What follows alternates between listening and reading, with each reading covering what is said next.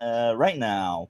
So, I everyone. Now we will present everyone, starting with Kitty. How are you, Kitty? Hi, I'm good and you. Thank you so much for making it this time. I know a lot of people can't make it at around this time, so I really appreciate it. Well, I Thanks for having me on. appreciate you could come. It's amazing you could come. Thank you very much for coming. Next one, the good looking cat. How are you, Keith? Hi. Yeah. I'm uh got a channel on YouTube as well, but I'll promote that at the end. But yeah. You can promote I that maybe a bit later, maybe Yeah, not yeah, now. yeah. No, Or yeah, I will link all of your channels. So leave in the private chat private chat. your Yeah. channel, and I will add it to the description of the video. So yeah, add it to the private chat.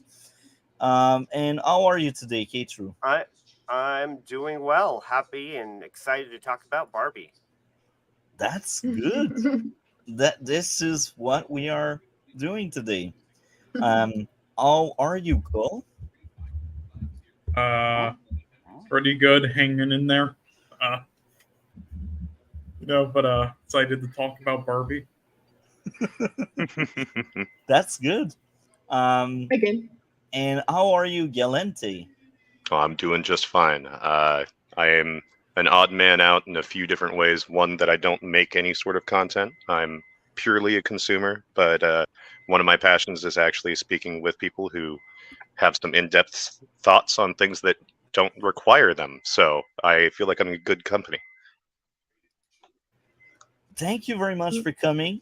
Now let's go right into it.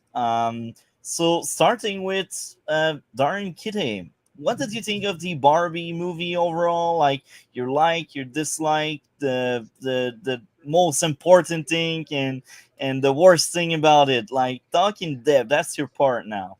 Oh gosh. Okay. Overall, I enjoyed the movie. Okay, so I would even see it again. Like that because it was fun. It was a lot of fun, but if you think about it, it's really bad. Considering what it thinks it was trying to do, or what it may or may not, it doesn't know what it wanted to do. But it was fun in any case. So I feel like it was not executed as well as it should have been. But I still had fun because of the little elements of it. My favorite part was Ken, which I think was just for most people. Ken was the song, the "I'm Just Ken" song. I like played it for a couple days on repeat. And Same, same. I had in my head, and it's just so much.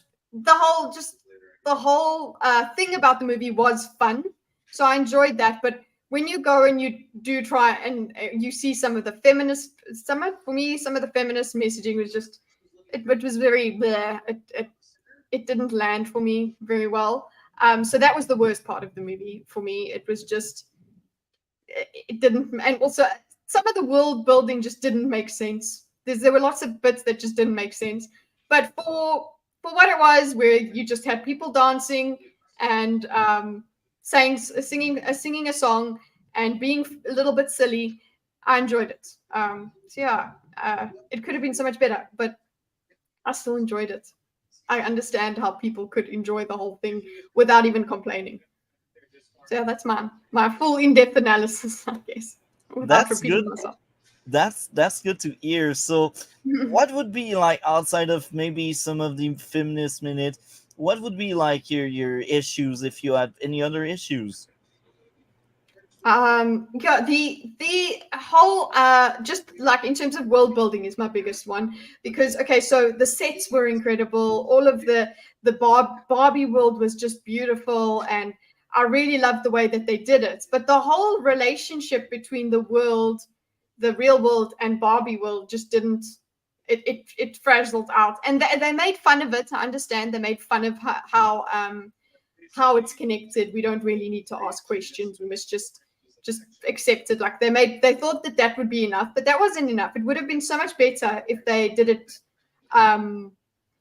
If they were more consistent about the rules, about how certain Barbies being played with in the real world now, suddenly they become weird Barbies because they've been played with too hard in the real world.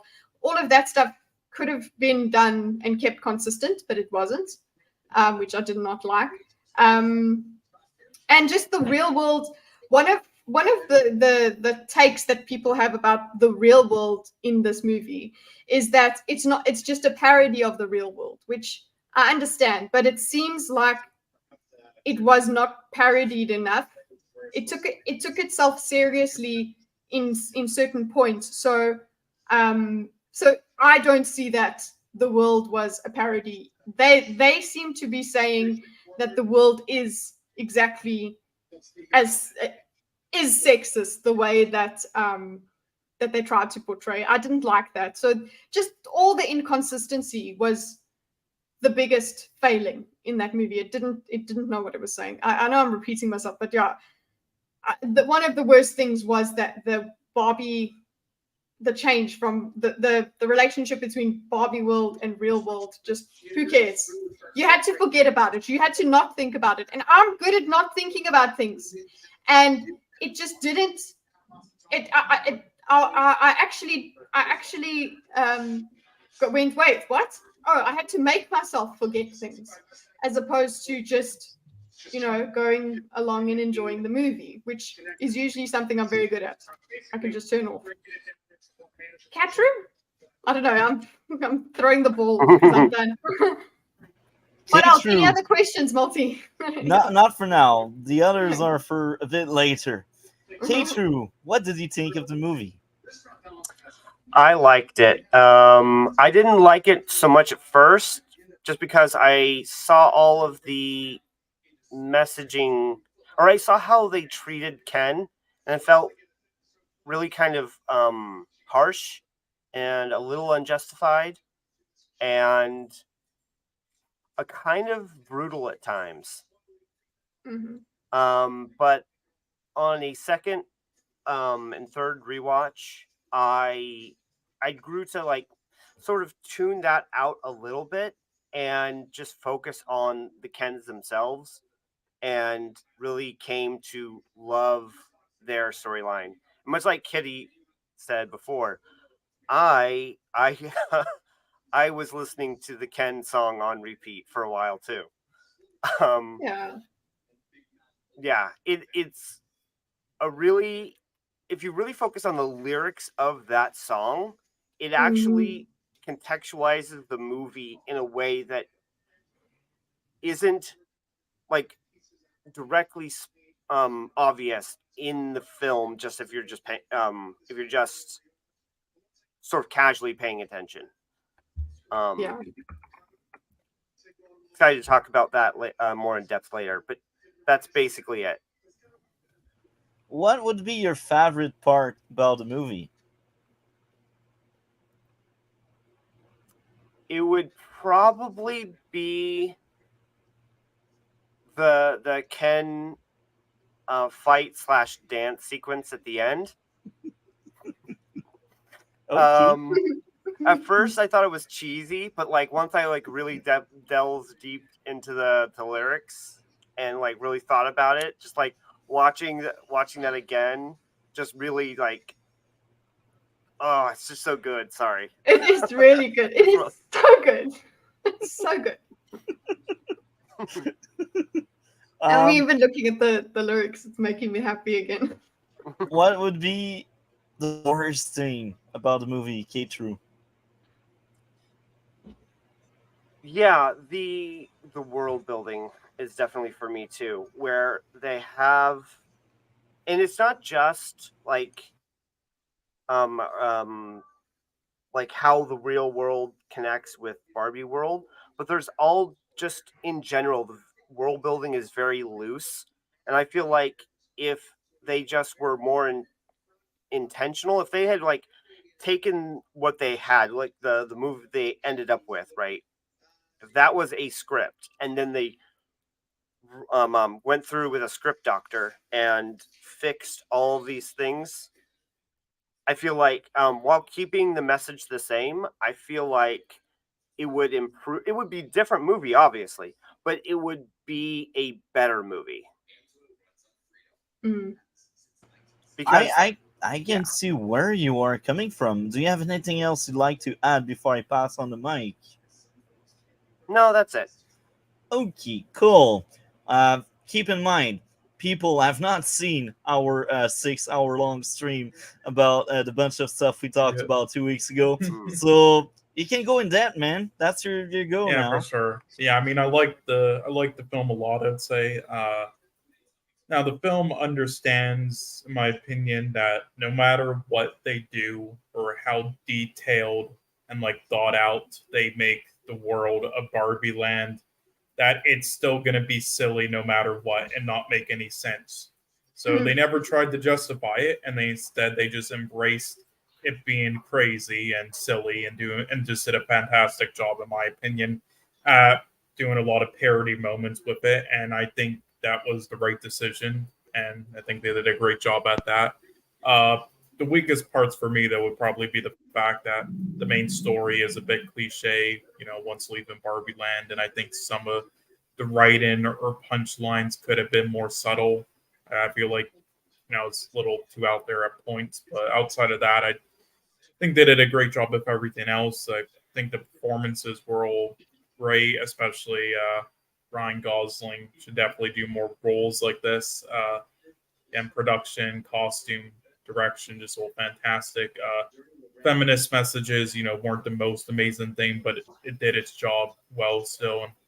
And I've seen many movies that do such a poor job with getting feminist messages across, and while I don't think this did the best job it could have, it definitely did a good job, in my opinion, with all the others that I've seen.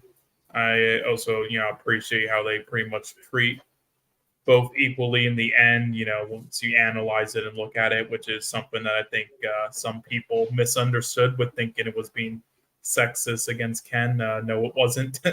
Maybe analyze it more, but there were also just loads of jokes that with the Barbie brand that I found really charming. Like, I can't say I'm like a fan of Barbie or anything, but I've had a younger sibling who played with it, so because of that, I understood some things that they were going for, and that I noticed that they kind of like poke fun at, such as having like Margaret Robbie's character like float down, because that's what they would do with the Barbie dolls and stuff. Like that's I found just all that stuff that they would do throughout the film, just like really hilarious. That's enough for now, I guess. Maybe I'll have more to say.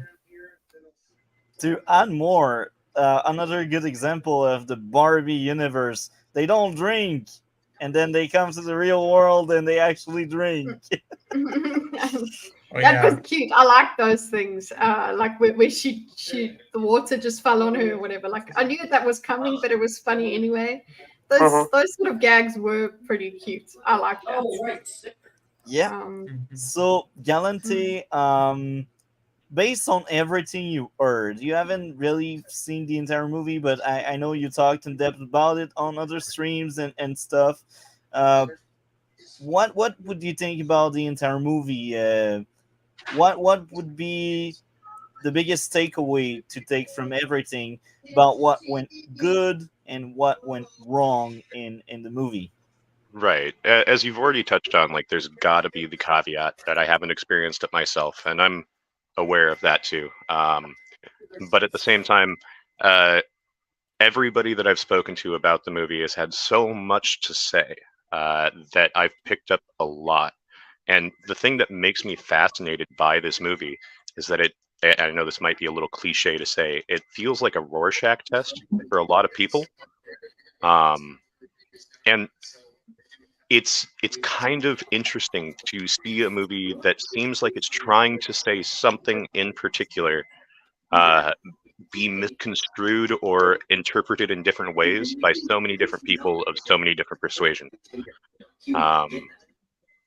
From what I've gathered, one of my favorite things about the movie is how much heart it seems to have. There was very little in the execution of filming and anything past the script, where it seems like they fell short. Like they really gave it their all. But as far as a downfall goes, I'd say, and I'm not trying to stereotype feminism in particular. It's really any ideology has this issue when you try and put something from the ideology into art. If you lack self-awareness of what you're trying to say, oftentimes you can be completely misconstrued into saying something that you weren't even touching on at all. I feel like Kens are probably the prime example of this. And I actually got another one, and you brought up really interesting point, and this will be for the next part that will come very soon. Anything else you'd like to add? That this is probably one of the most fascinating cultural touchstones that we've had this year, and I'm really enjoying it, seeing as much attention as it's getting. Okay. Why haven't you seen it though? Because I'm an awful person. Yes. Okay, good. Yeah. Yes, it's sexist. That's it. That's exactly it. A man. So now this is my part, and I will keep it short because we watch a lot of movie, and this one is kind of far away in my memory. I've seen it like 3 weeks ago, but I still remember a lot of things about it. So I usually tend to start with my issues so I don't sound too negative, because after that there are praise incoming and stuff I actually liked. So the first issue I had, the humor didn't always land. I feel like some of the humor was funny, and others I was like rolling my eyes. I was bashing my head on my seat on the theater. But that's movies. A lot of movies, sometimes the humor is not always on point from start to finish, and that's fine. Number two, characters are made incompetent for the plot to happen. And the biggest example I remember was that chase scene in the office where everyone bumped into each other. I get it. That was cheese. But that was ridiculous. It's like it's cartoon. It's not like action anymore. It's too much. I think it was too, because everything else wasn't that silly, and then it just made it that silly there, just for that moment, for that little bit. It was like, okay. And they stretch it. It's way too long. The fact that scene exists, I feel like it impacts how the rest of the world is taken. Because if that kind of sequence and cartoon exists in the cartoonish thing happened in the real world versus Barbie world, it says something about like the patriarchy in general, right? Yeah. It says something about the world building of that quote unquote real world. That's actually something I didn't put together until you were just talking about it, is that since those, I feel like it lessens like the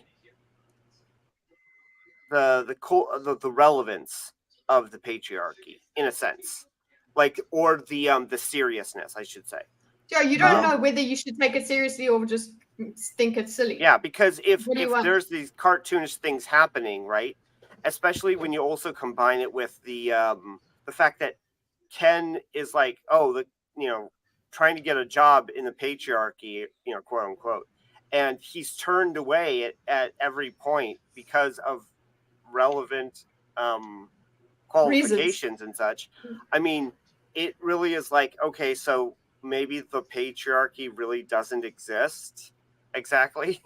And to add more to that, at some point they are kind of self-aware, and they're like, oh, we are sexist, but we want to hide it. So I'm like, do you really believe the message you're trying to push? Like, where are you heading to with that?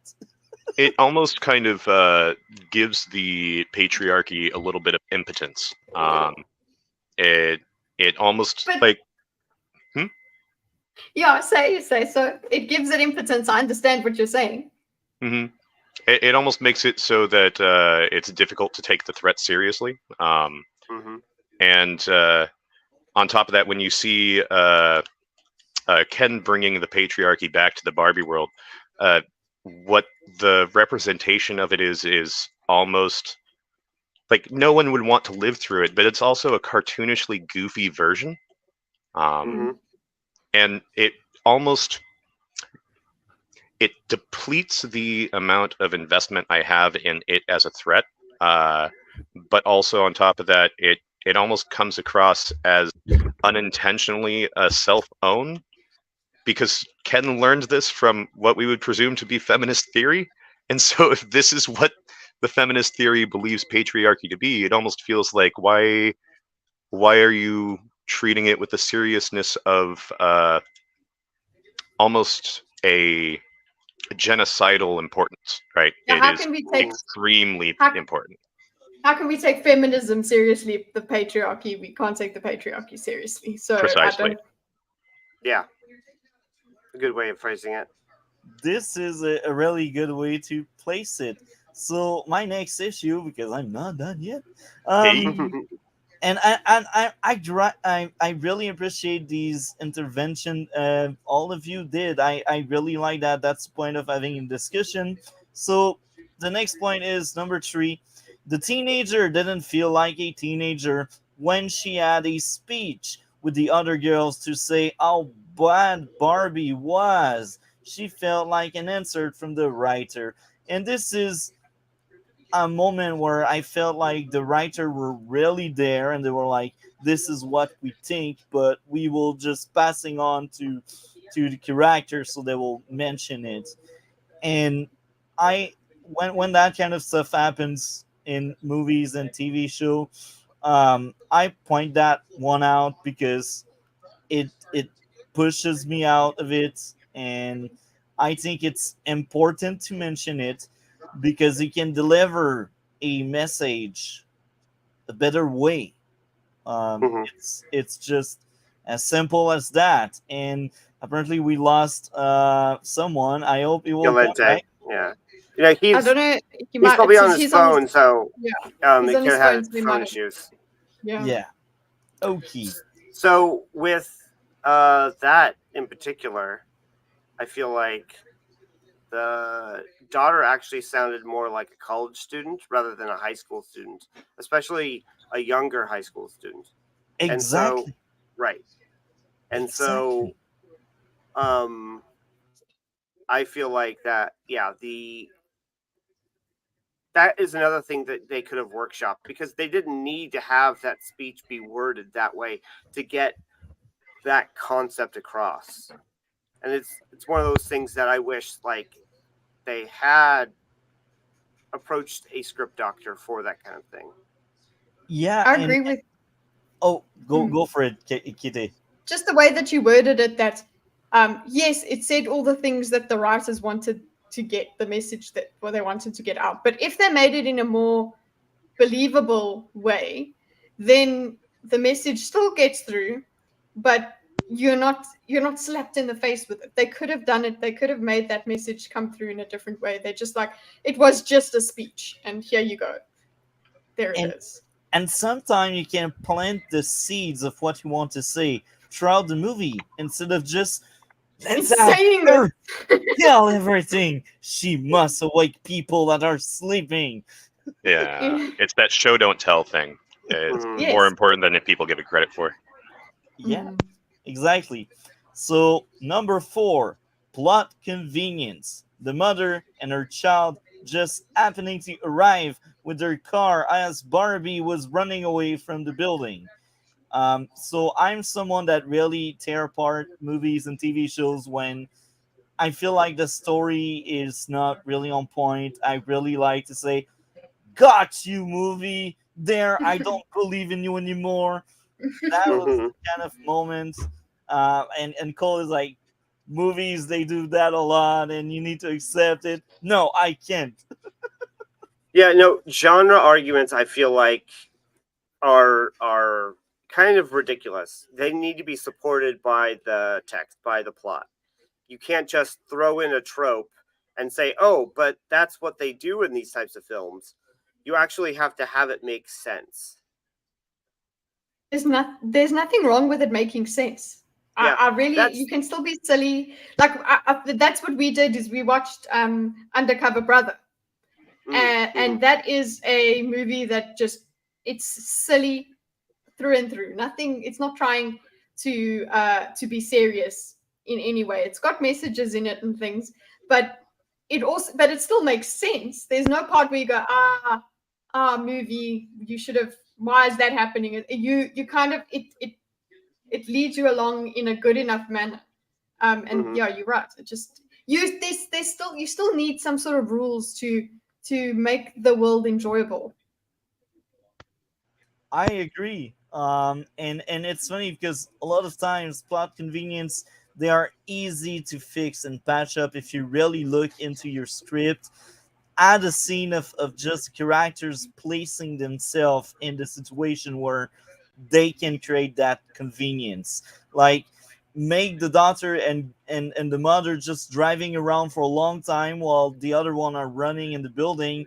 Just show a scene where they are heading toward the building, they stop, then go back to the chase scene, even if it doesn't make sense, and then go back to them just waiting on the front of the building. So when Barbie just comes out, it feels more organic and natural that she will see them instead of just them. Oh, we drove around and we found you.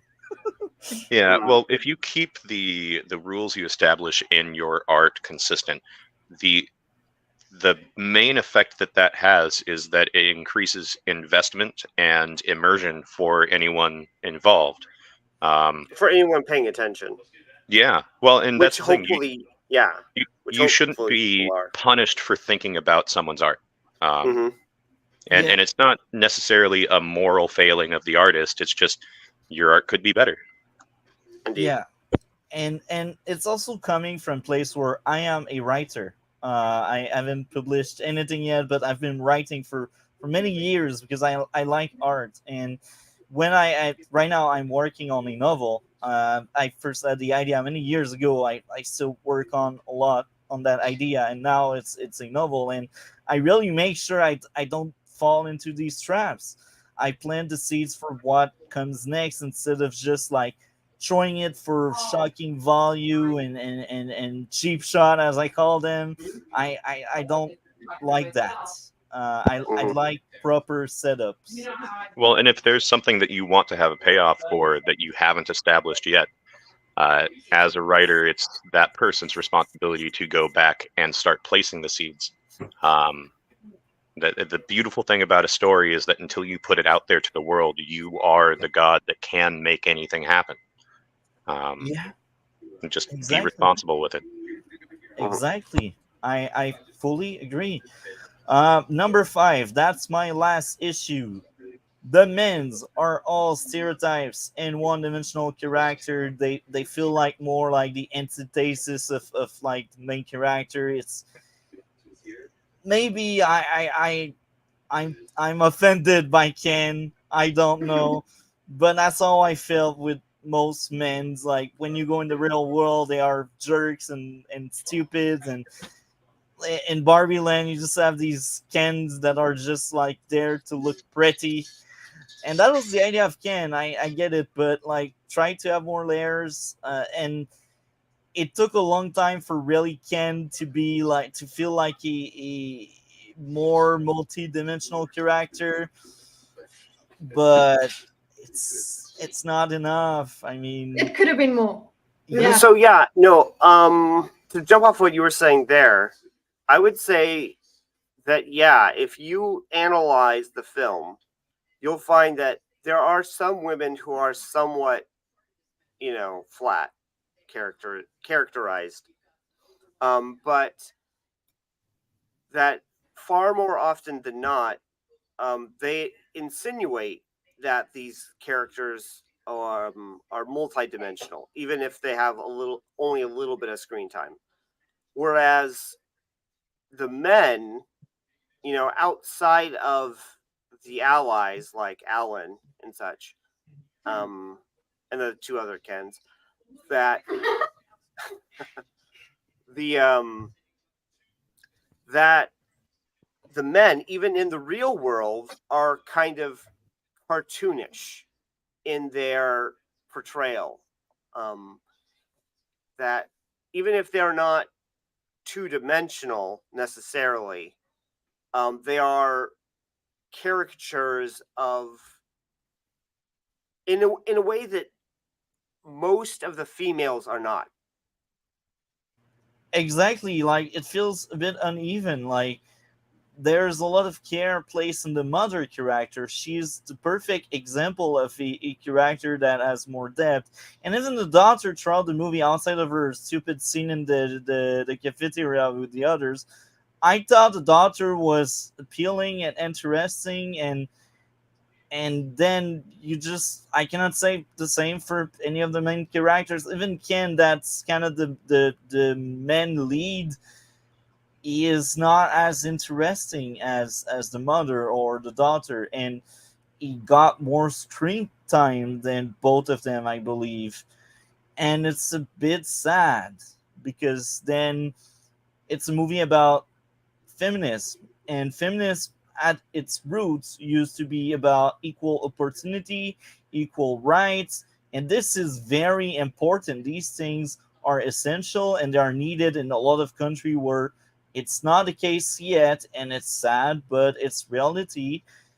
But modern feminist is not really about that anymore. It's more like, let's place women higher because they were bastardized Yeah. so It's long. about revenge. It's about Yeah. doing what men did to women. We must do it to men now, and that will make it better. Yeah. The way to One of fix the past discrimination is current Hmm. discrimination. And one of the things that when we did our chat about the movie, is, well, one of our more feminist leaning friends, she was like, well, it's actually, you can see the Kens as maybe a Allegory? an allegory of women. So the woman, the kin are there, they're just there to look pretty, and that's how women were seen. But the thing is, they're not shown to have more depth by the end, which is what you would want, what the feminists should want. The feminists, if we're going to say, okay, Kens are going to take the place of the woman in the story, the feminist story opens up and shows that women are more than just looking pretty. So Ken is more than just Ken. But that's why I love the song so much, because he really is focusing on the fact that he's just Ken. But there's so much missed opportunity, like you said, that so even if we do view it that way, that okay, cool, the Kens are very shallow because people viewed women as shallow before, they're not given enough depth at the end for that message in any case. I agree, it's sad. Yeah, exactly. Like you cannot have two measure for two characters. Like you need to treat them everyone the same way. That's how I see it. Now these were my issues. I still had a lot of likes. Even if I critique the humor, I did laugh a lot during the movie. So I still think Lots there of fun. were more it than miss in the humor department. I still needed to bring that one up. Even if I liked it a lot, there are some that just didn't land, and I won't be blind and I won't say, "Oh, I haven't heard that joke." No, I treat everything the same way. And Cole, you want to add something? Add something. I'm Yeah, curious. we saw you unmute. Yeah, so sorry, I've been like in and out of consciousness. Yeah, but nothing really to add that I can think of right now. But kind of set the basis. But yeah, I mean, I don't know. Don't listen to Jaded. This is cinema at its finest, right? So good. Does Galente have to go and see it in the cinema?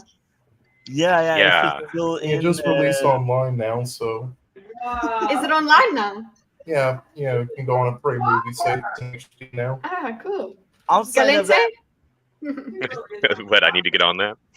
Can I ask you? Can I ask you, Multi? What was your favorite? Do you know if there was a favorite joke of yours? What made you laugh the most?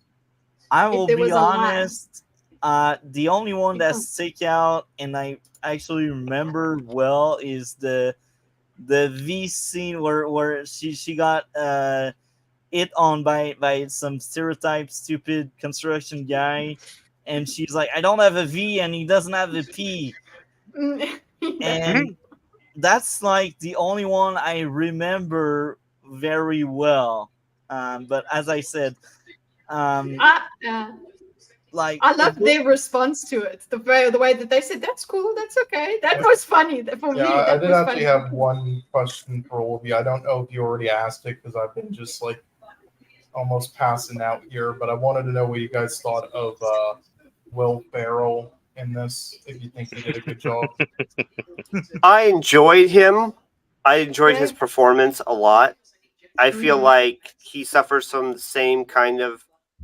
Okay, he is still cartoonish, but he is more complicated. And I actually feel like his complexity, his depth, is actually a little bit problematic for the film. But I appreciated his performance.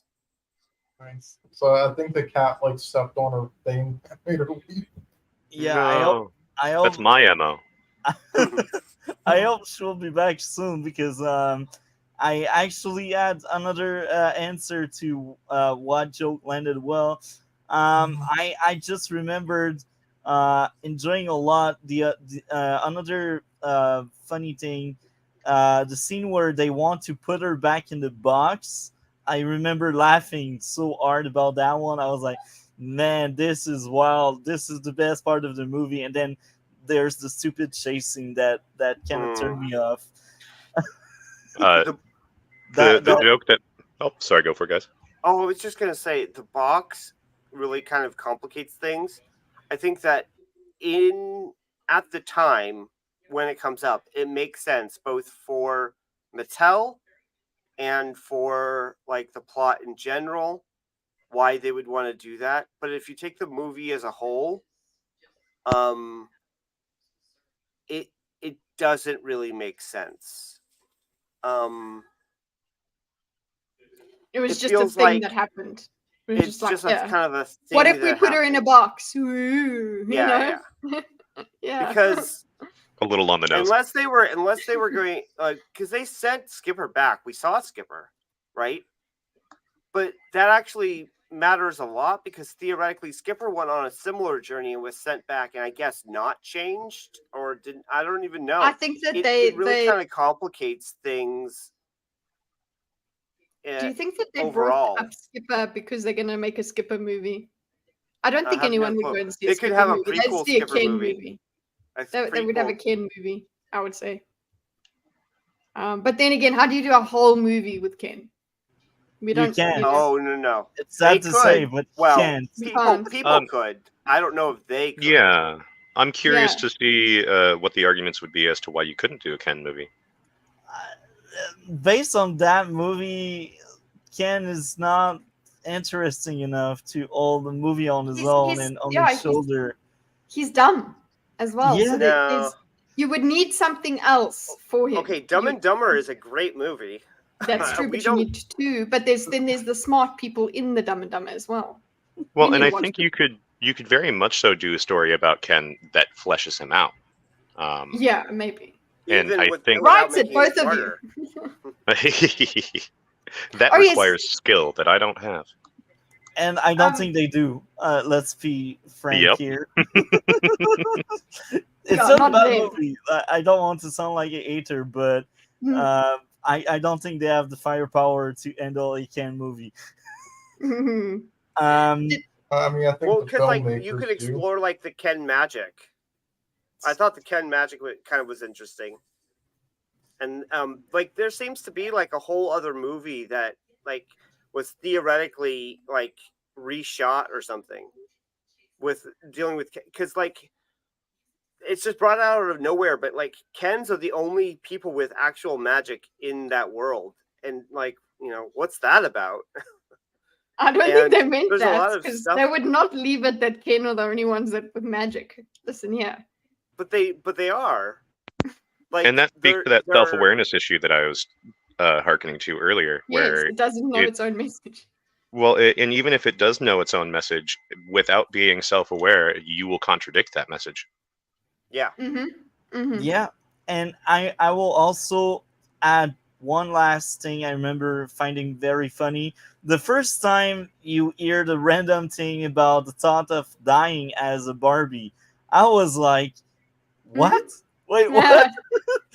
they brought that one up as some kind of trigger for the entire plot to happen, and I thought that was funny, and I think that was a joke, and I like that one.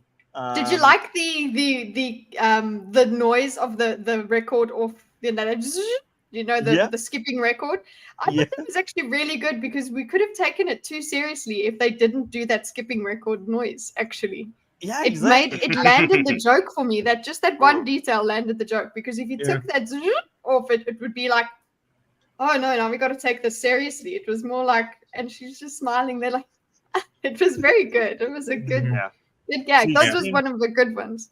Yeah, She fantastic seems sound so design. oblivious. Yeah. That reminded me of one other negative I had actually. Ooh. Right. What's his name again? Right. Simu Liu. Yeah. Yeah, Garbage Simu Liu. actor. Garbage actor. No charisma at all.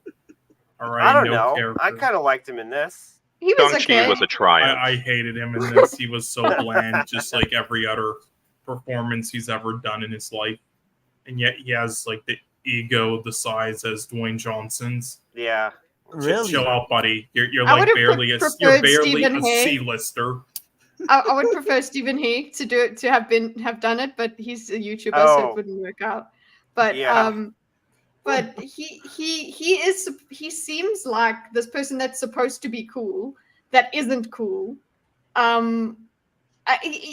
He's in theory he's Yeah, very. well, I cool. guess he played The himself in actor- that, right? Yes, exactly. That's what I mean. He played himself, so it really Yeah. worked. And also against Ryan Gosling. Sorry, it's just the charisma that you get from Ryan Gosling. It's so like I couldn't. Part of the reason you can't sit in this feminist like feeling is because you just love Ken so much, because he's so Yeah. just so cute and so endearing. He's the most likable person in that whole I mean, story. when he But- when he comes back from the real world and he's talking about like people paying attention to him, and like somebody asked You're like, him for the "Aw." time. I know, right? Your heart melts, and they're all Yeah. just like also like interested and like envious and just like like All of them, amazed the way they and are stuff. also. Yeah, the it's way just- they it's are like, also oh. interested in what he said. He says, yeah, they asked him and they cared, and they're so excited about what he got to experience. And even at the end, just they kind of like the way that the put that manly hand in mine, like the whole Yeah. song, everything just so likable. All of them so likable. One of the things that you're making me think score. of. Oh no! Did you see the song? I Yeah. got there just after. Oh. But the phenomena of Ken being the most likable character in the movie seems almost like an unintentional version of like Kronk from Emperor's New Groove, where he's evil, he's kidnapping the main character, he is helping the main villain in all of her plans, but Did you he is love the him? most endearing person in the movie. He is. I mean, like yeah, it's just one of those things that's an example of trying to do that on purpose, and I feel like the Ken example in Barbie might be completely accidental. I Yeah. think you hit I a don't know nerve. about that. I- mean- Okay, for Oh, sure. Cole. Okay, You hit Cole, a nerve. I will let you talk and then I will talk. Well, no, it's just Oh, like for both of you let's- guys. But listen. I've seen a lot of Fight him. films, and Mhm. I've seen a everything that these two writers and directors have done, and they've done a lot of films, with these messages and stuff that Yes, I are remember this very argument. similar and as amazingly done and intentional with stuff like this. So I would not say it was, accidental. That's all. For sure, and that's why I do enjoy being able to talk to people like you guys, because it's refreshing to be able to get some perspective on this. I'm so Yes, excited to see this movie. So You need the way I see it, I feel like Ken they started off with one idea, being the starting idea where he's just there to look good and to be like Barbie accessory. But as the movie went on, they kind of realized in the writing process that wasn't enough to make him a decent character. So they added that trip on the other world, because I can only guess and assume the first draft or the first script, Barbie was the only one going there, and they were like, "Oh no, let's make Ken tag along," and they just came up on the fly with the ideas to make Ken grow and become a more endearing and likable character. I don't think from the get go they wanted Ken to be that way. I think that was an accident in the writing room where they were like, yeah, we have that issue where he's just a Ken. facade. He's like just, he's too just Ken. Like Yeah. we have to make him not just Ken to make the just Ken story make sense. Yeah, you're right. It seems it does. I feel like a lot of that happens these days with movie writing. So as much as the guy there was the intentional stuff that Cole was saying, that these people are smart enough to have done that, but it seems like they only did that later on. I think your theory is on point, that they just kind of fell into it. Oh, we need to make him more endearing. Let's add him here, and let's give him this moment and that moment, and all of the endearing moments happen where you feel sorry for him, or you think he's cute or he's funny, and you yeah, just want to be accepted and loved like Barbie Yes. was. he just wants love, and he's in the friend zone. It's like, oh, like the lyrics of that song. Oh my gosh, it's so good. And I do love the juxtaposition of a doll experiencing something so human as just wanting to be valued. Yeah. I agree. Okay, wait. Okay, so no, I want to talk. You are going through your good things. Yeah. Multi. Yeah. You said that was your last. No, that was your last negative. So you were on your good things. Yeah. I'm still on my good things. I think the movie was very entertaining. Like, the 2 hours went by so fast. And I see myself rewatching the movie eventually, and I don't tend to say that often. Now, as of all of my single likes about it, it's kind of rough to remember everything, but I think some of the message is well handled, and I specify some of the message they wanted to bring, because that's very important. We cannot say everything was bad or everything was good. It's not right. I think the actors did great job with the material they were given, and I think the material they gave to the actors is pretty decent, mainly for the girls. I already mentioned my issues with most of the men's in the movie. Ken is the only exception there, and even there, I think that was an accident. But I think overall it was a well-made movie. You cannot say it's poorly shot. You cannot say they didn't choose the music wisely. You just can't say that. If you say that, you're just not honest with what you're watching. And it's sad because there's a lot of people online that are not honest, and they just trash on the movie because it's feminist, but it's not a good or a valid reason. I would say that, like, they're blinded by their bias rather than their lying. They haven't given it a There are chance. probably some people who are lying. You'll find both. Yeah. Yeah. But I would say think that probably they are most just people are honest just people. blind. Like, Ben Shapiro isn't lying; he's just blinded by his bias. Well, and He Ben didn't Shapiro's enjoy it. Yeah. Well, he's one of the last people I'll go to for media takes on anything. It, yeah, okay, I'm not going to harken on about that. and Ben and Shapiro's unreliable for media. and the funniest thing about it, I only heard him around. I never really knew the guy, and I knew he was somewhere in the right wing area, but I don't know who the guy was prior to this movie. Yeah, And then I he's see one of his those awful guys who's take. like, don't watch stuff from Hollywood and the left wing media because they hate you, but also Yeah. please watch my stuff because I totally love you. And it's not politically motivated, I promise. Not at all. It's No. not Mhm. right Yeah. leaning. No, it's not. Hmm. Don't put politics in the thing, but also put politics in the thing. Yeah. Put my politics in. I think if this movie was not as well shot and music not as well done and all of those good things, right? Though that made it forgivable. All of those other that's the thing. You don't just like you said, we don't just go, oh well, it's all good or all bad. You shouldn't really be doing that. I mean, even the Wheel of Time, which is something that upsets me so much. Okay, Oh, did you hear I the can at news? least I saw you shared an article. I'll look at it. I'll read it. But even then, you there are things that you can praise. But I like that about media where you can just there's on average on balance. I enjoyed this movie. So all of the music and stuff like that was all. You can't say it's badly shot. You can't say all of that. Those are all redeeming qualities. But uh, and that is the reason that all those other bad things you can just shrug them off.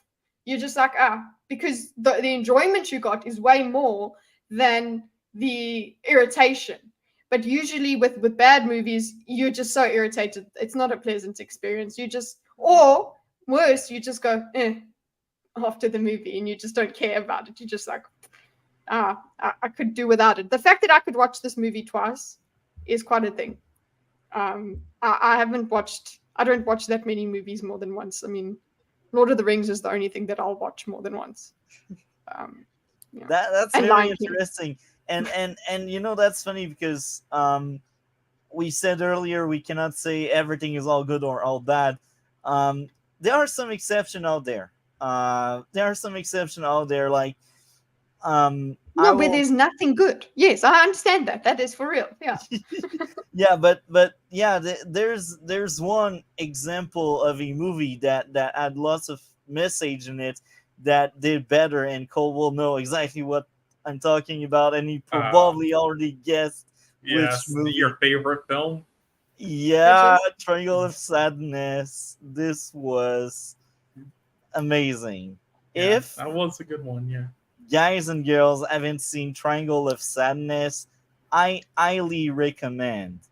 This is a movie with a lot of messages, and it's Mhm. handled by good writing, good character, and a great story. It's a masterpiece. Yeah. Cole and I were on the same page when we covered that, and as I am talking about it, as I am wanking the movie out, I really want to rewatch it. It's as simple as that. And that's one of the few movies that's almost 3 hours and that I actually want to rewatch.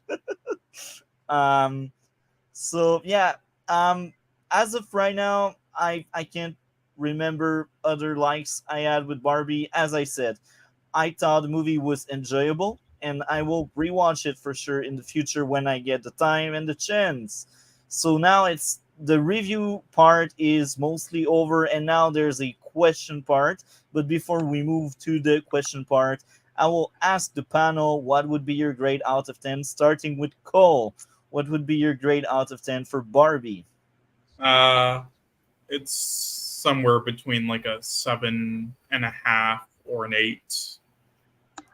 Perfect. Kitru, what would be your grade out of 10? So I'm grading on a curve a little bit because I'm going off of my criteria, how I view the movie, not That's necessarily fine. how I think a straight viewing of the film is. I view it as, I want to say, between a 6 and a 7. I feel I'm you. leaning towards a 7, but there's just a lot of world building issues that kind of nag at me that I really feel like would improve the film. Perfect. And what about you, Kitty? What would be your grade out of 10? Mine would also be actually a solid 7, just 7. That's it. It could be better, but the things that I loved about it get it to that 7. The Kennedy got it there. The Kennedy. The The Kennedy got it Kennedy. there for me. Yeah. And as of me, just like you, a 7 out of 10. And for me, it's average. Like when it's below 7, it's not good enough for me. But average is saying a lot because Cole and I, we review a lot of movies. We cover a lot of movies. Like in the last year, and some dust, we have seen maybe 150-ish movie. Damn. Okay. Yeah, we have seen a lot. Like we usually cover at least 5 movies a week, and we do our Wow, podcast every week. And on top of that, we cover TV shows. So yeah, I see a lot. How am I the most positive? I don't get it. Do you watch K-dramas? Not really, but eventually we may fall into it. I'm just asking. We are very open to suggestion. As of right now, we already have a schedule for September, but we will eventually come up with a schedule for October eventually when we get into it. So now this was the review part. I'm wondering, before we move on to my 4 question, I am wondering if any of you would like to add more to that review part. Yeah, my score is a useless question mark out of 10. Yes. Best quote ever. You must tell us. You must tell us once you've actually seen it. I Yeah, will, you hopefully must. sooner rather than later. Yeah. Yeah. Okay, so now this is the question part. So, I got 4 questions, and we will go over every single question and talk in depth about each single question with the entire panel. So, question number 1, it's kind of long, and I want very honest opinion on what you think, because just wanking stuff around is pointless. Like, the important thing is the opinion behind the answer, and it must be something you really believe in. Otherwise, just don't bring something up. That's how I see it. So number 1, body positivity, being fat, being old, and beautiful. So these 2 things are part of the Barbie movie, where there was a point where a fat person was like, I'm still beautiful, and there was another part where you see a grainy that was like, I'm still beautiful. I'm wondering, panel, starting with Cole, what do you think of these criteria of body positivity as a concept within the movie or in society? Cole, you passed out. Maybe you passed out. Cole, are you still with us? Or you're muted, Cole.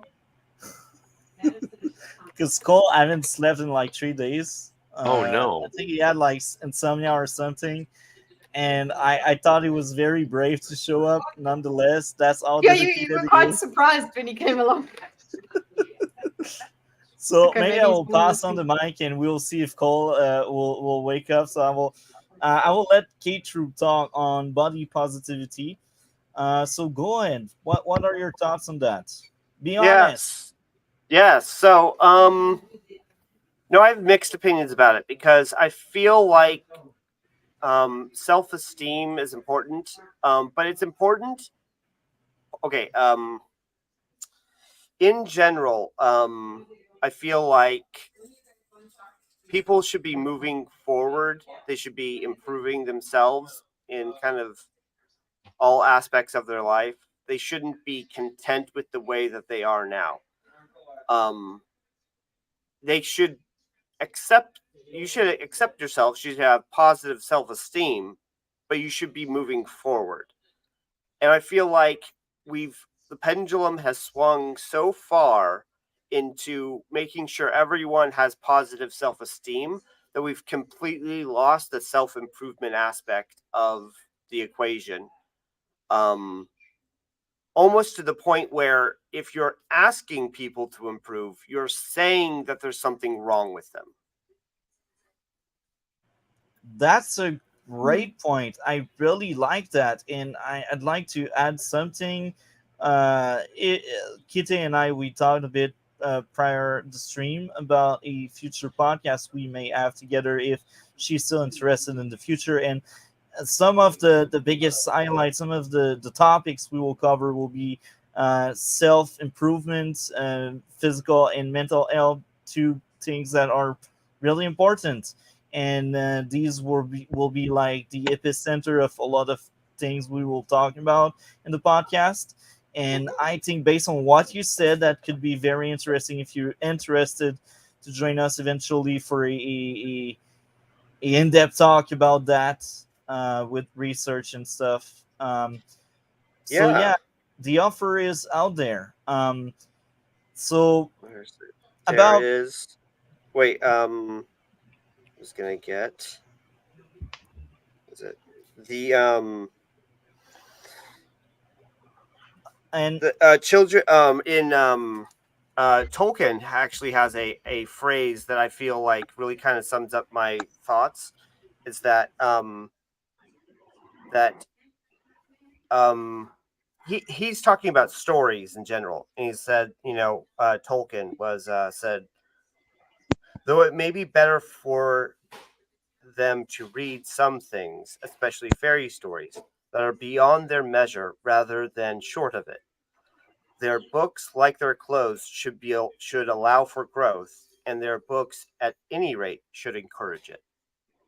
And so I feel like that kind of sentiment in general is what we should be fostering among our ourselves, both In the like media and both in stories. yourself personally and also at culturally.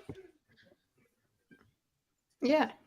yeah, these are really good points. Now, more about toward like granny are still beautiful. What do you think of that as a thing? I think that it's I think it's fine. I think it's harmless. I think that it's only problematic in that sense where we seem to be against like people who are healthy, people who are traditionally attractive and such. That I think it's fine to encourage positive self-esteem in anyone and everyone. It's only just like when you're pointing out that those people are fine, sometimes they also, when a beautiful person chimes in, they kind of jump on the attack of those people. Yeah, and I will repeat what Miss 1776 told in our stream, and I fully agree with what she said. She was like, "When you're old, you don't need to be beautiful anymore. You're old. Like that's another phase of your life." And Mm-hmm. that Hmm. summarized very well what I think. And you can love someone not for the physique. You don't need the Yes. physique to enjoy liking someone and such. You don't need that. But society wants so much for you to like every and love every aspect of something that they cannot criticize anything because they're scared of, oh, if I criticize it, I will sound like a hater or someone that doesn't Mhm. accept or that doesn't love or like. And I think it's very USA like. I will be honest, that's very USA like. But even here, a bit in Canada, my grandma, she wants so hard to stay young, and she is a wonderful person. Like her insight and the way she thinks and sees people, but that kind of rot that she feel the need to still look young and beautiful. It's sad a bit to see because a lot of older women, they will spend so much money in different makeup, different haircut or surgeries and and Mhm. um, and such. It's very sad that these people are sold a lie that, oh, you can still look amazing at 60, 70 years old. It's like, you don't need that. You can. Yeah, I think you don't need it. That's the thing. You it's a different kind of beauty at at that age. That's what I'm hoping for. Your standards should change. The things that are important change. So I don't. Yeah, I agree with you there. It's sad that because you're never going to be as young as you are literally right now. Yeah, and the same goes for men's. The same goes Yeah. for men's.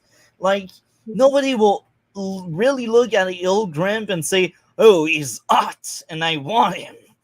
No, I maybe Uh, some people have these weird tastes, but you Oh, know, he's called I that. would make a Well, joke right yeah. now, but I can't. huh? You Oh, can't. you wrong stream, Cole. Okay. Yeah. Um. So, Cole, just before we move on, we want do you think you have the strength to at least talk about body positivity and being beautiful despite being old? Yeah, sorry, I've just been going in and out again. Jesus Christ. A shame. It's like I'm in a coma. We feel for you. So body A bit worrying. positivity, right? Yeah, I mean, I mean, it's good to be, I mean, happy no matter, I mean, yeah, have good like self-esteem, I guess, and be happy no matter what, I guess. But it shouldn't. It obviously shouldn't be, depicted as healthy or anything. Still, or like something that's like acceptable, like to like the degree some people, well, a lot of people, honestly, in the U.S. have been trying to like place it on. I do think it's just a little too far, but Hmm.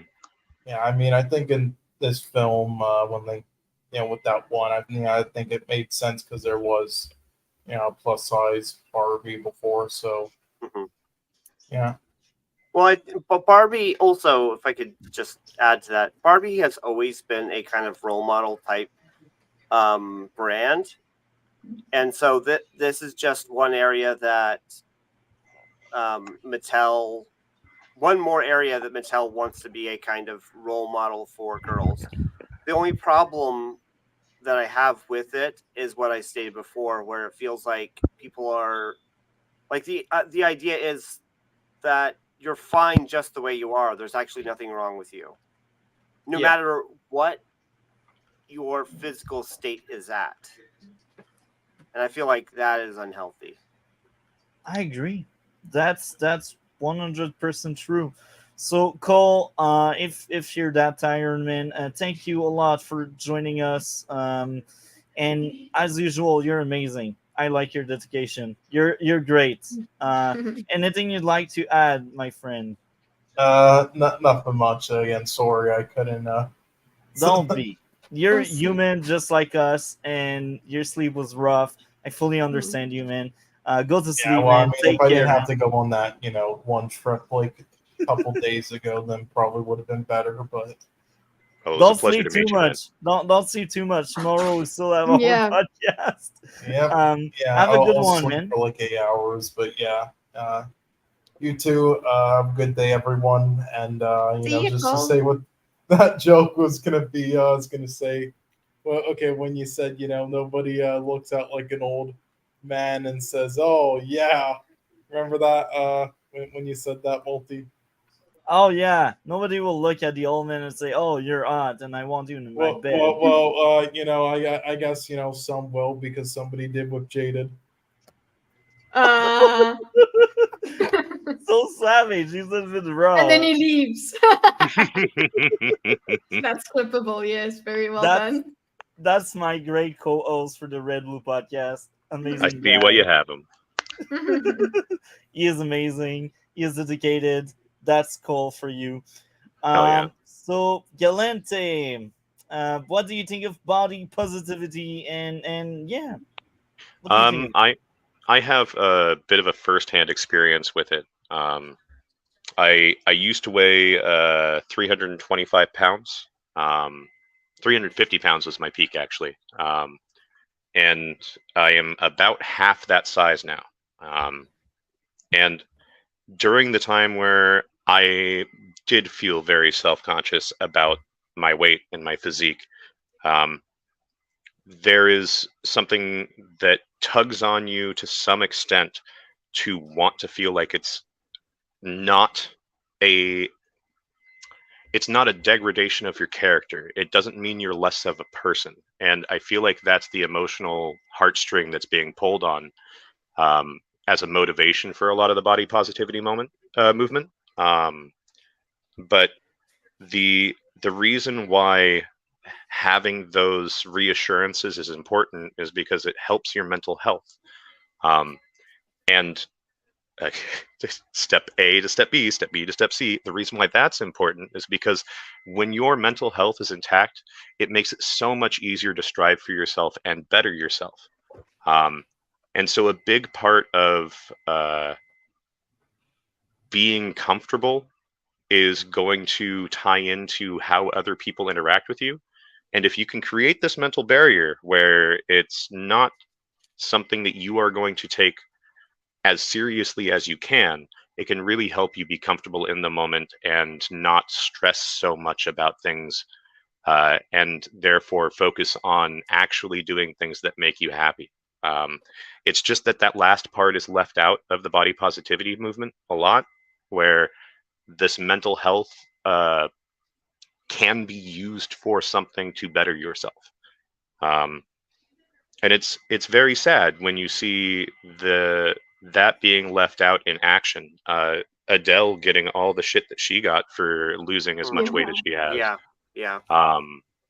And You can't lose. Yeah, you can't lose weight. You have to say that we have to get bigger. Well, it's more so.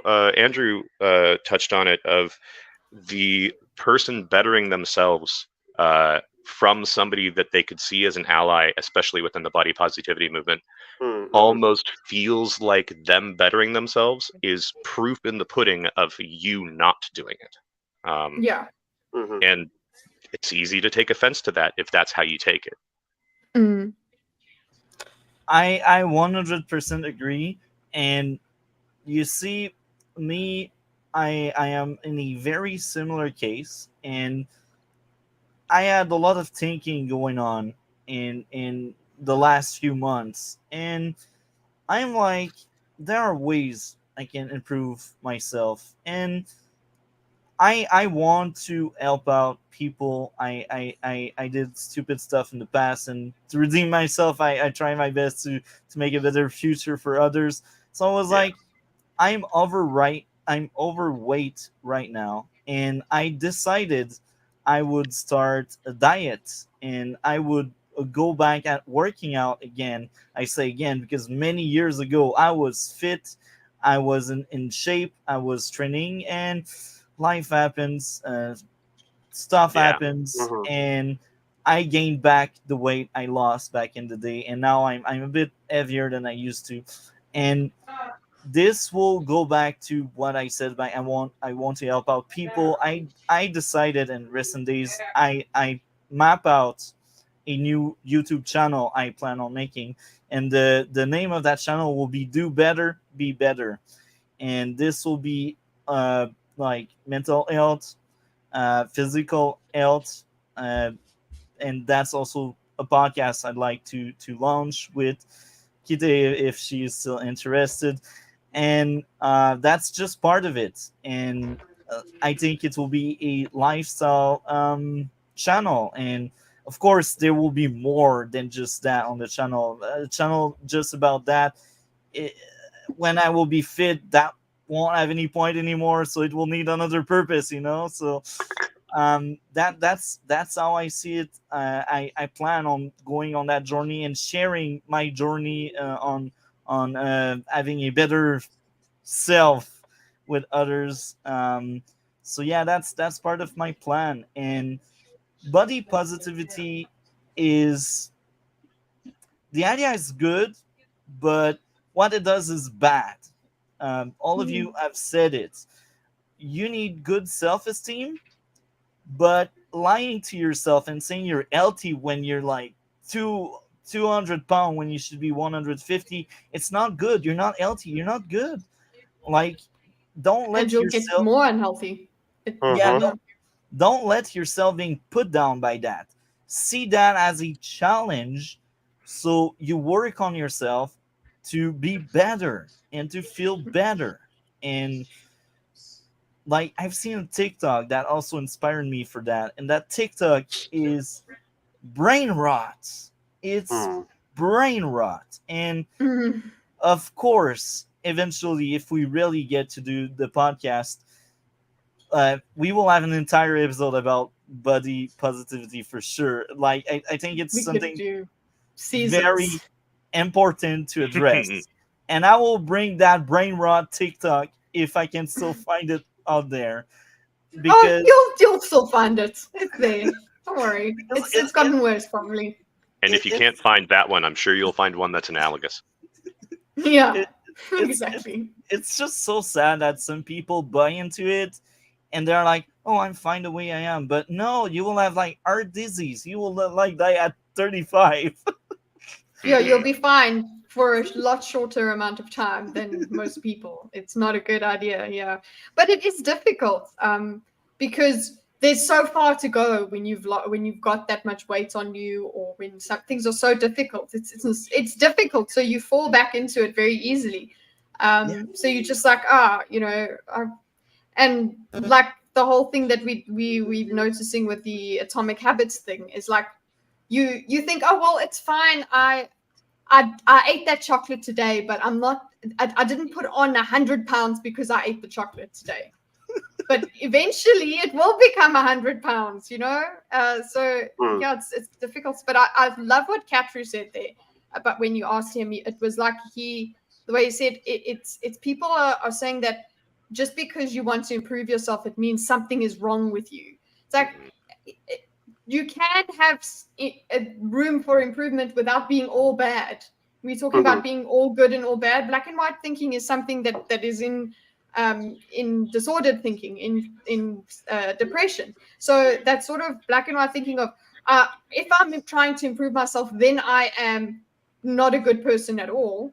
That doesn't help. So the acceptance of body positivity is very good. The acceptance of yourself as you are is good, but it doesn't mean that you can't improve. It means that you forgive yourself for whatever however you've come to where you are, whatever weight you are, whatever. You don't Mhm. sit and wallow in that weight or in that diet, or in, because you can sit and think about that and be upset about that instead.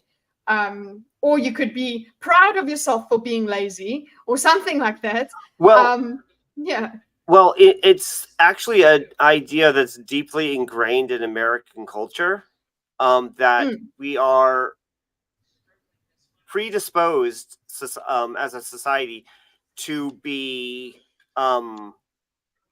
harsh towards people showing off their success. So Yes. like Success even is not allowed. it was actually something that was directly commented on by, I guess it was a British guy in or the guy's name is John Stuart Mill, back in 1850s, where he wrote about how in America there is a trend of people like criticizing and shaming people who are spending too much money, showing off their wealth, right? And so in the same kind of way, if you're, especially sharing your health journey about becoming healthier, it's sort of the same kind of thing. You're showing off your success, and it feels like, I guess the idea is that you're shaming other people by doing that. Like, they can't simply be happy for you. It has to say something towards the person who is not succeeding. And I think that there might be another side to why there's a negative response to that. jealousy. Well, yeah, that very well could be part of it too. In fact, that could tie into what Andrew is speaking to. but I also feel like there's, at least for me, I have a very small tolerance for ego, or at least unhealthy ego, right? Yeah. Be proud of yourself. Do things for yourself because that no one else is going to do it for you. But at the same time, you can't let what successes you've had delude you to the point where you think that you are better as a human being than another person. Especially when you don't know the actions they've committed to determine what kind of human being you're talking to. Yeah. And so, Yeah, all you can know is yourself. exactly. And we can't prejudge other people until their actions show us what they are made of character-wise. And if you are going to prejudge other people based off of financial status or social status or even career path, then you are prejudging these people unless you already know them too. If this person is not making these advancements because of poor choices, because of poor planning, well, then that's on them and within realm of judging. But if you know nothing about the person and you just think you're better because of whatever status you may have, I feel like that's prejudice in and of itself as well. I fully agree with you, and the biggest reason why I plan on having that channel centered around self-improvement, it's not to wank around, it's really to tell people, look, I was on that situation and I took it upon myself to improve my situation. I really wish, like, eventually if that channel end up working, I really hope I will be able to empower people to go for it. Like, stop making excuses and just do the thing. You can do it if I can do it. Just do the That- Beautiful thing. goal. I That's- love that. Do the that- thing. That's how I see it. And even if I become known for that, if I don't expect it. I really want to make some change. That's the purpose of it. But if I end up being popular by it, I won't say, "Oh, now I'm better than you." No, that would defeat the purpose of what I tried to do. Exactly. And like I said it, I want to do better for my future because my past is not perfect. Mhm. That's how I place it, and this is how I view things. And hell, if you're able to reach 15 people in a way that encourages them to believe in Those are themselves for lives. self-betterment, yeah, that's 15 lives that you've touched. And that's more than most people end up having a real effect on throughout life, really. Mhm. Exactly, and my channel will have succeeded in something. That's mainly the point. So yeah, I map out the videos for that. Anything else any of you would like to add to body positivity before we move on to question number 2? Love yourself, just don't love yourself to death. Yes, Yeah. that's a good idea. That's a good wording. Yeah. But also, yeah. Sorry, Catcher. I was just gonna say, kind of echo back to Tolkien, and allow room for growth. Mm-hmm. I guess in this case it would be allow room for improvement. Yeah, improvement of yeah. Just in terms of the age thing, what is very scary is like with the body positivity. The only thing that I just wrote is like with body positivity and weight, it becomes a bit more about a choice because of the food choices we make and things like that. We can have healthier lives than we usually live if we just make different choices. Even if we're not even exercising, just I know that even just from what I eat, I would at least not be putting on, I would be maintaining my weight a lot better if I wasn't eating a certain way. So it is very much a choice. It's very difficult. Nobody's going to pretend that it isn't, but age is not a choice. Age is going to happen to everyone. You can't blame someone for getting older because there is no reason anyone will not get older. Damn it, why didn't you die yet?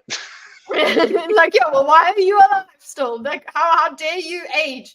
we can't blame people for that. But at the same time, just I love what Miss 1776 said, is that you don't. People would say that about my tattoos. They're like, "Oh, what happens when you're older?" And I'm like, then I'll be an old lady with tattoos. Like, my skin's not going to look that great without tattoos in any case. Like, it's not supposed to. It's not like I'm going to be this pristine old lady and the tattoos are going to ruin it. It's like, no, I'm going to be an old lady. So nobody cares.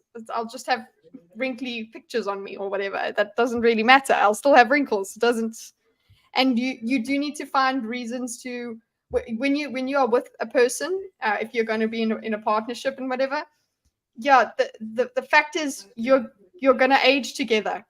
You're not going to trade each other in for newer models as you go on. So yes, finding beauty in people no matter what is a great message. I like that. But room for improvement. And also, we all going to age one day, and it's very scary. And I tend to think that men age better than women. They just look better. Okay, but it's the way of the world. There's nothing you can do about it that will. There's just something about an older man compared to an older woman. You just won't. They don't. It's not an equal thing. So, I have a theory on that. Mhm. The men, they don't care as much as women, and they Mm. don't compare each other as much as women. Yes. It's not a Especially men's older. As they mind. get older, they stop. Yeah, They're not thinking of that they've accepted. There's acceptance, and they've got other measures, other ways to measure themselves against other people, because we always are, as much as we try not to, but we always are. And But on the men have, I like your theory. and And oh, go Go for for it, it, Yelenti. okay. The one thing that I do want to point to as a general theme, but also touching directly on men aging better than women, is that beauty is in the eye of the beholder. And you may very well see men aging better than women, not trying to assume, but because you're attracted to men. That's okay. That may very well be why you see that being more generally appealing. Mm. But yeah, when it comes to age, it may be something that we have to be able to relate to ourselves to some extent, unless an individual does enjoy someone who's older. But at the same time, you will always be able to find somebody your age, and if you do take care of yourself and you do care for yourself, there's a good chance one of those people you'll find in your age also finds you very attractive. Mm. Yeah, And within your bounds. and on top of that, men, they are not always wearing bunch of makeup. They don't go through as many surgery as women. Some do, but like in general, compare the men to the women are most likely to get surgery or makeup to look better. And it's not always a great thing, because a lot of people prefer it more natural. And here I talk for myself, but I'd rather have a woman without makeup than someone that used just too much of it. Yeah. It shows that the person doesn't believe in herself enough to let her be herself. She need to hide her insecurities, or she want to feel like she can be the most beautiful one through makeup, but it's not always right. K-True, do you have anything else to add on body positivity? No, I think we've all said it. Okay, perfect. So we officially move on to my second question for the panel. This one is very interesting. It's more about the ending, but life in general as well. The ending about relationship promoting staying single and proud. Now, I will explain a bit of layer to what I think. I feel like, just like Kidde said in the review, Ken was a lot about I want love. And he was friend zoned. Let's be honest, he was friend zoned. Mhm. And in the end of the movie, Barbie is like, you need to be someone on your own. You don't need to be Ken and Barbie. And the way I perceived it is they're like, be happy, you don't need anybody around. And this is very current feminist thinking.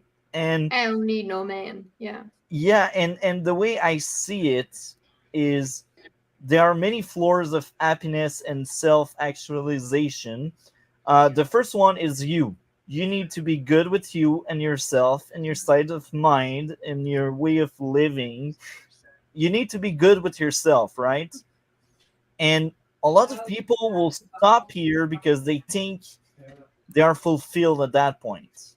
But we are creatures that like interaction with others. We are social creatures. We enjoy the presence of someone else. And sometimes we may not realize it and notice it, but as we go older, we realize it. And some people, they go older, they hit the wall, and they realize they were wrong to think they need nobody. And I specify some people. I specify some people because, as I said earlier, others, they are fine with just being them. And I feel like modern feminism is a lot about do you and you don't care about others.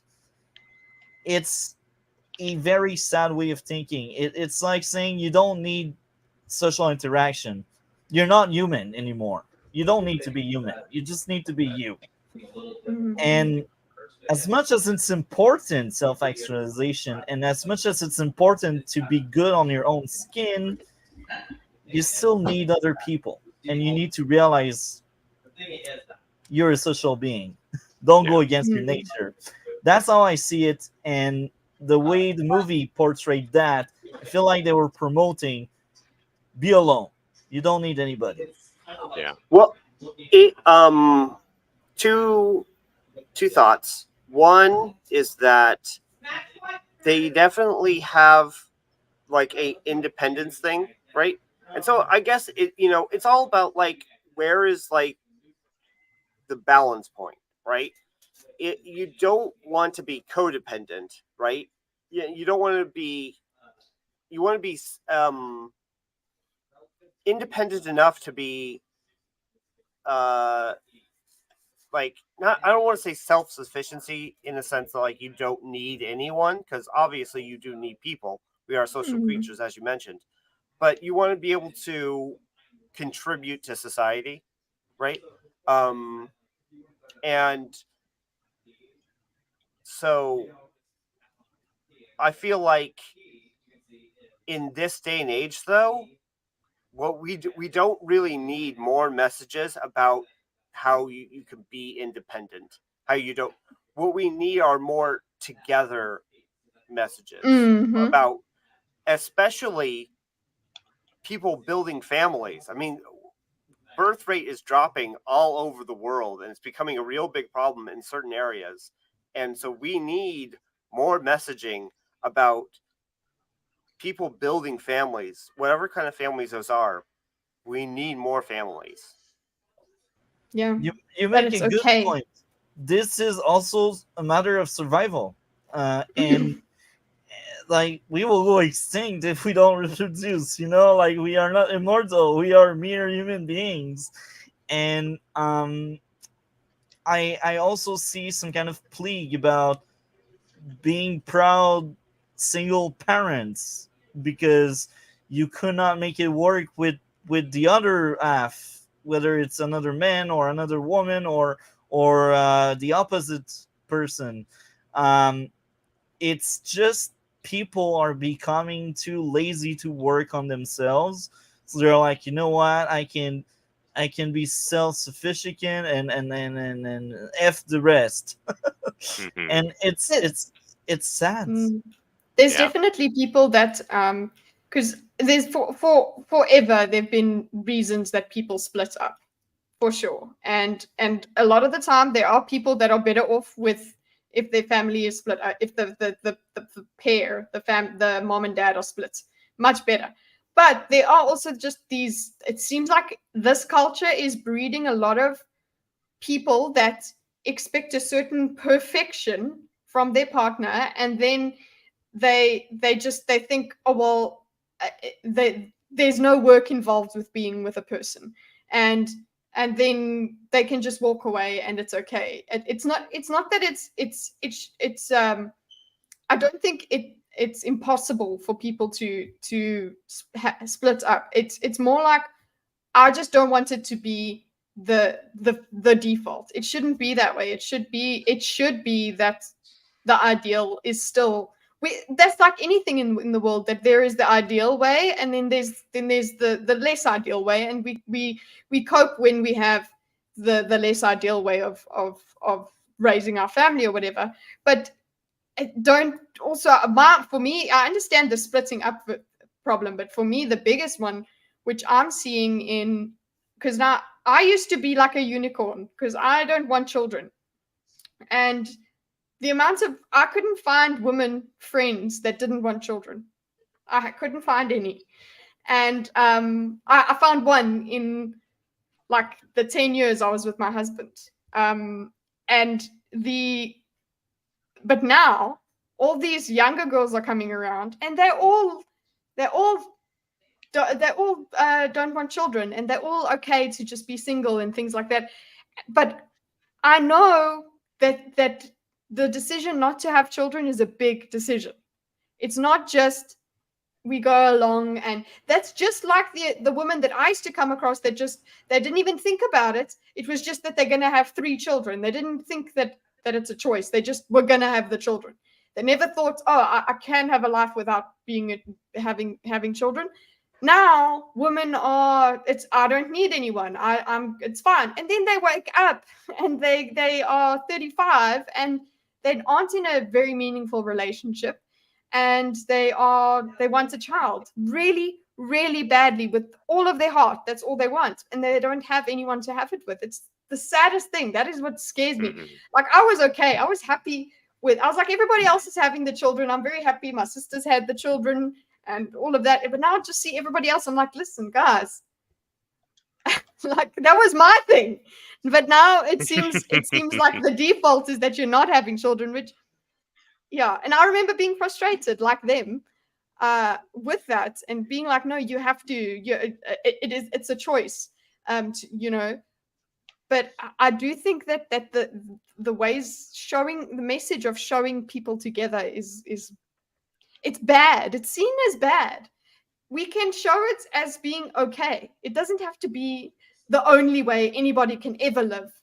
That's not what messaging needs to be there. It's just, it doesn't need to be avoided as if, we can't have the princess land up with the prince. That's not good. Like, yeah. So I'm with you on that one. I don't like the default of being away. We are social creatures, and at least we do want at least one partner. And on top of that, I will also add this. I have a great uncle and a great aunt as well. They had relationship when they were much younger, but they never really settle in with anybody, and they ended up not having kids, and they are a certain age. And like, my great aunt is in a worse shape than my great uncle, because there's a part of her that still has that motherhood aspect to her, but she doesn't have kids, so it reflects on her relationship with her nephews or grand nephews, and you can tell she's bossing people around like she's the mother. She become bitter. Or no, she mothers. She mothers people. Yeah, and feeling that matriarchal pull. Exactly, and she takes so much space, and sometimes it's really hard to be around that person, even if you love that person. I like that great aunt. She is amazing. She's doing her best, but you can tell her loneliness and the fact that she didn't fulfill that. She doesn't sound like someone that's proud of her life and that had the best life she wanted. She feel like someone that wants to fill a void. And it's sad because it's my grand aunt, and I like her despite her worst trait. She is family. And my great uncle, it's nowhere near as bad, but even him, At some point, you can see him as that father figure he wants to be sometime. I will give a great example of it. When I turned 18, he brought me on a fishing trip, and he did that with all of my older cousin, and he does that like every time someone in the family turns 18. And Mm. Oh, that's that's the nice. kind that's amazing, right? But that's the Yeah. kind of stuff a father tend to do. It's like a ritual, and Yeah. Mhm. he is amazing to do it, but when he does it, it's to fill the void, It's having almost no. self-serving. Yeah, Yeah, it's almost exactly. not for you. Yeah. Yeah, and that's fine. Everyone has their own reason, and I still like a lot that great uncle. Like he is amazing, but you can tell he misses something, and he looks back and he's like, maybe things should have been different. Yeah. Maybe. Mhm. Because at some point you reach an age where you only have like 10 to 15 years to live. Because let's Mhm. be honest, at a certain age, that's the case. Hmm. And you're like, what did I accomplish? What did I do? Mhm. And it's sad when you hit that wall and you don't have like a loving family. And in parallel, I will give a great example. My grandmother, Mhm. she feels like a fulfilled person. Like she has her own issues here and there, and I won't share too much, but Mhm. she feels much more happier than her younger sister and her older brother. And Mhm. her life was much worse than theirs. So, Mhm. do we connect dots here? Yeah. I do. Yeah. Maybe I'm too Which would you prefer? Yeah, which would you prefer? I think no matter what, life is difficult. No matter how you take it, it's going to be difficult. You'll have your own issues no matter what. You'll find a way to have issues, but yes, that those sort of big grand bitterness things that can fester in people. We don't want it. We don't want to make false promises to people. Just like we don't want all the little girls to think that there's Prince Charming out there, and it's just the first kiss that you have is going to be the one that you with and whatever. Like we don't want that. Just like we don't want that sort of belief. We don't want people to think that they'll be happy and fulfilled by themselves. Yeah, we don't want that either. like I said it earlier when I first started. I think it's very important. It's the foundation of everything. Be happy with yourself. Be self fulfilled, self actualized, whatever. Be good with yourself. That's the start of everything. That's the foundation of your building. But if you just leave it at there, maybe you will become like my great aunt and my great uncle. Maybe Yeah. worse. Mhm. Because It. maybe you won't have that many cousin or nephew than they do. Yeah, Just I saying. think they're lucky that they have you that Yeah. way. Yeah. They're lucky my family is huge, and we need to promote like building buildings instead of like saying staying on the ground floor and saying it's enough. No, it's enough for some people. Like I'm sure there are some lonely people that are glad to be lonely. I'm sure they exist, but they are in minority.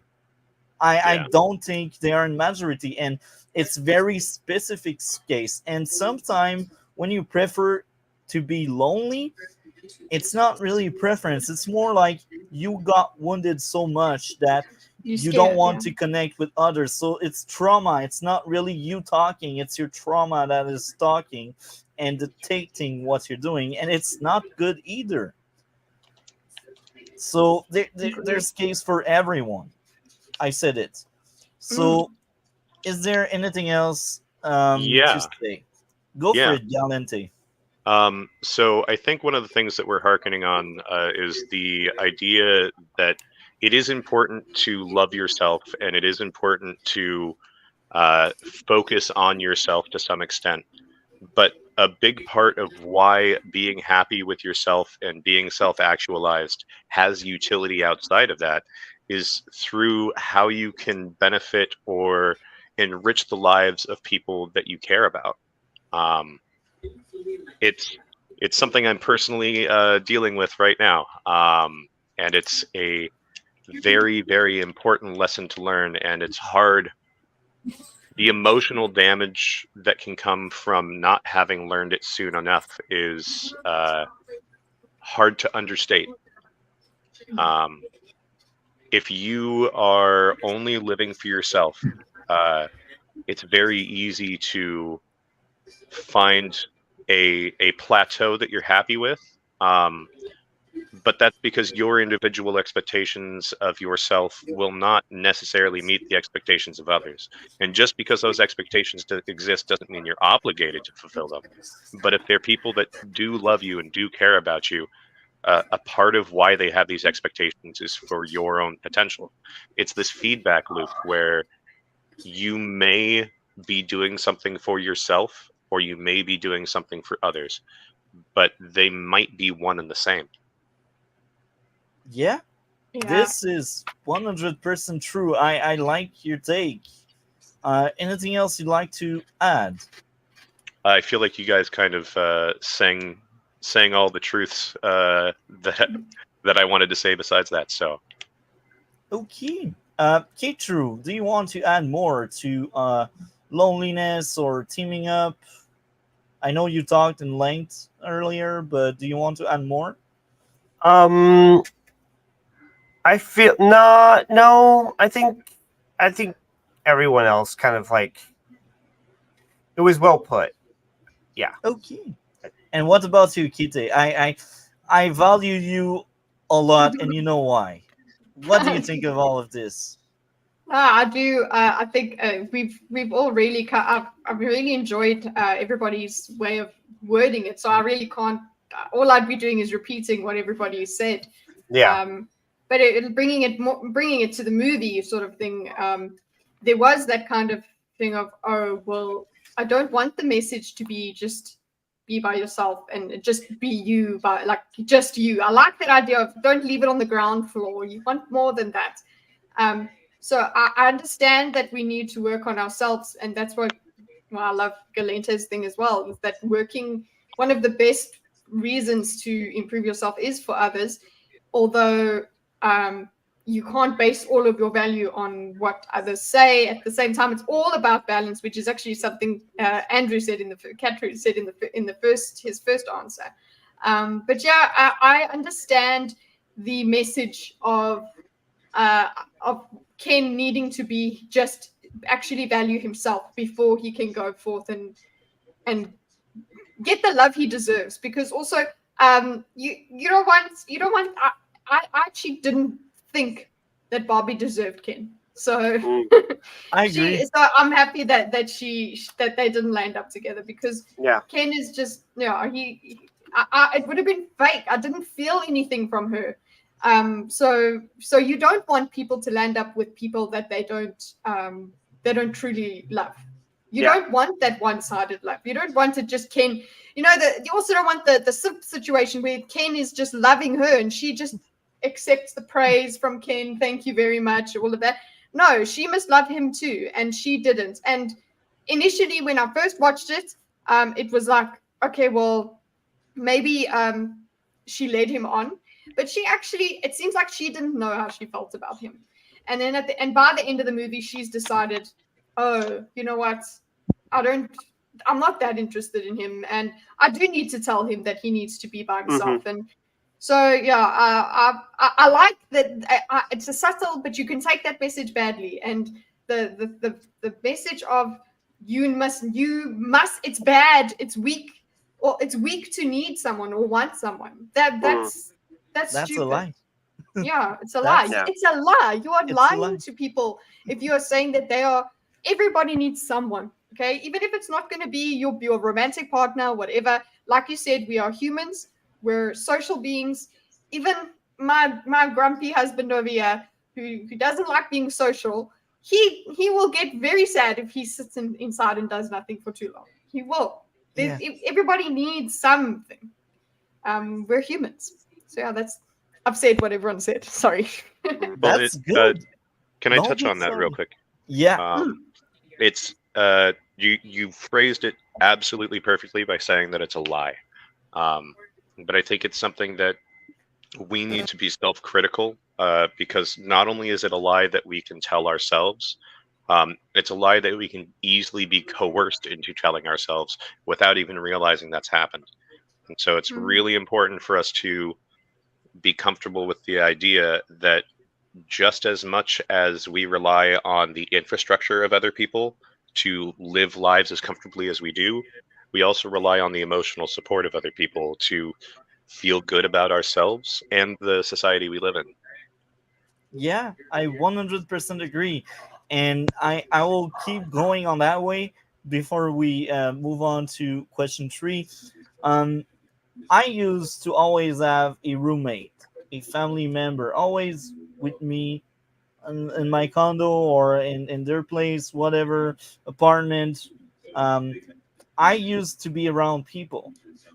And for the last year, I was actually alone. And I can feel the difference. And it's funny because when I used to be with others, I didn't realize I enjoyed being with others. I realized it only when I became alone. And when I realized when I wake up, there's like nobody. Like I Yeah. wake up and I'm all alone. And I'm not someone that used to talk a lot to others. Like we talk, we have like basic talk, like how was your night, how was your day, what did you do, and that's it. Then I would do my own stuff, and the other person would do their own stuff.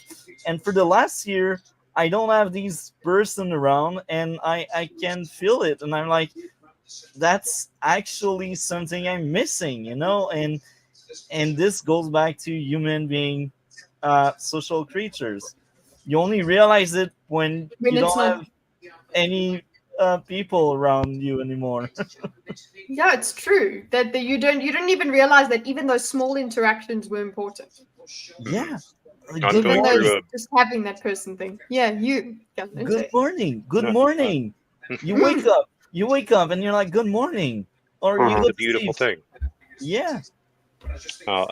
I'm currently going through a breakup of an 8-year relationship, and for 7 of those 8 years, we lived in the same apartment, and now we're slowly but surely getting things moved out, and yeah, it feels very empty in here. Um, it's an important emotion to be able to deal with, because if you don't try and have a healthy perspective on it, it can eat you alive. Um, so Yeah.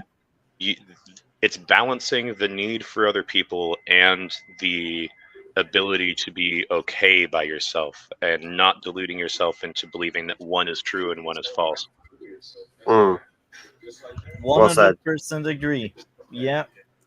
So, anything else before we officially move to question three?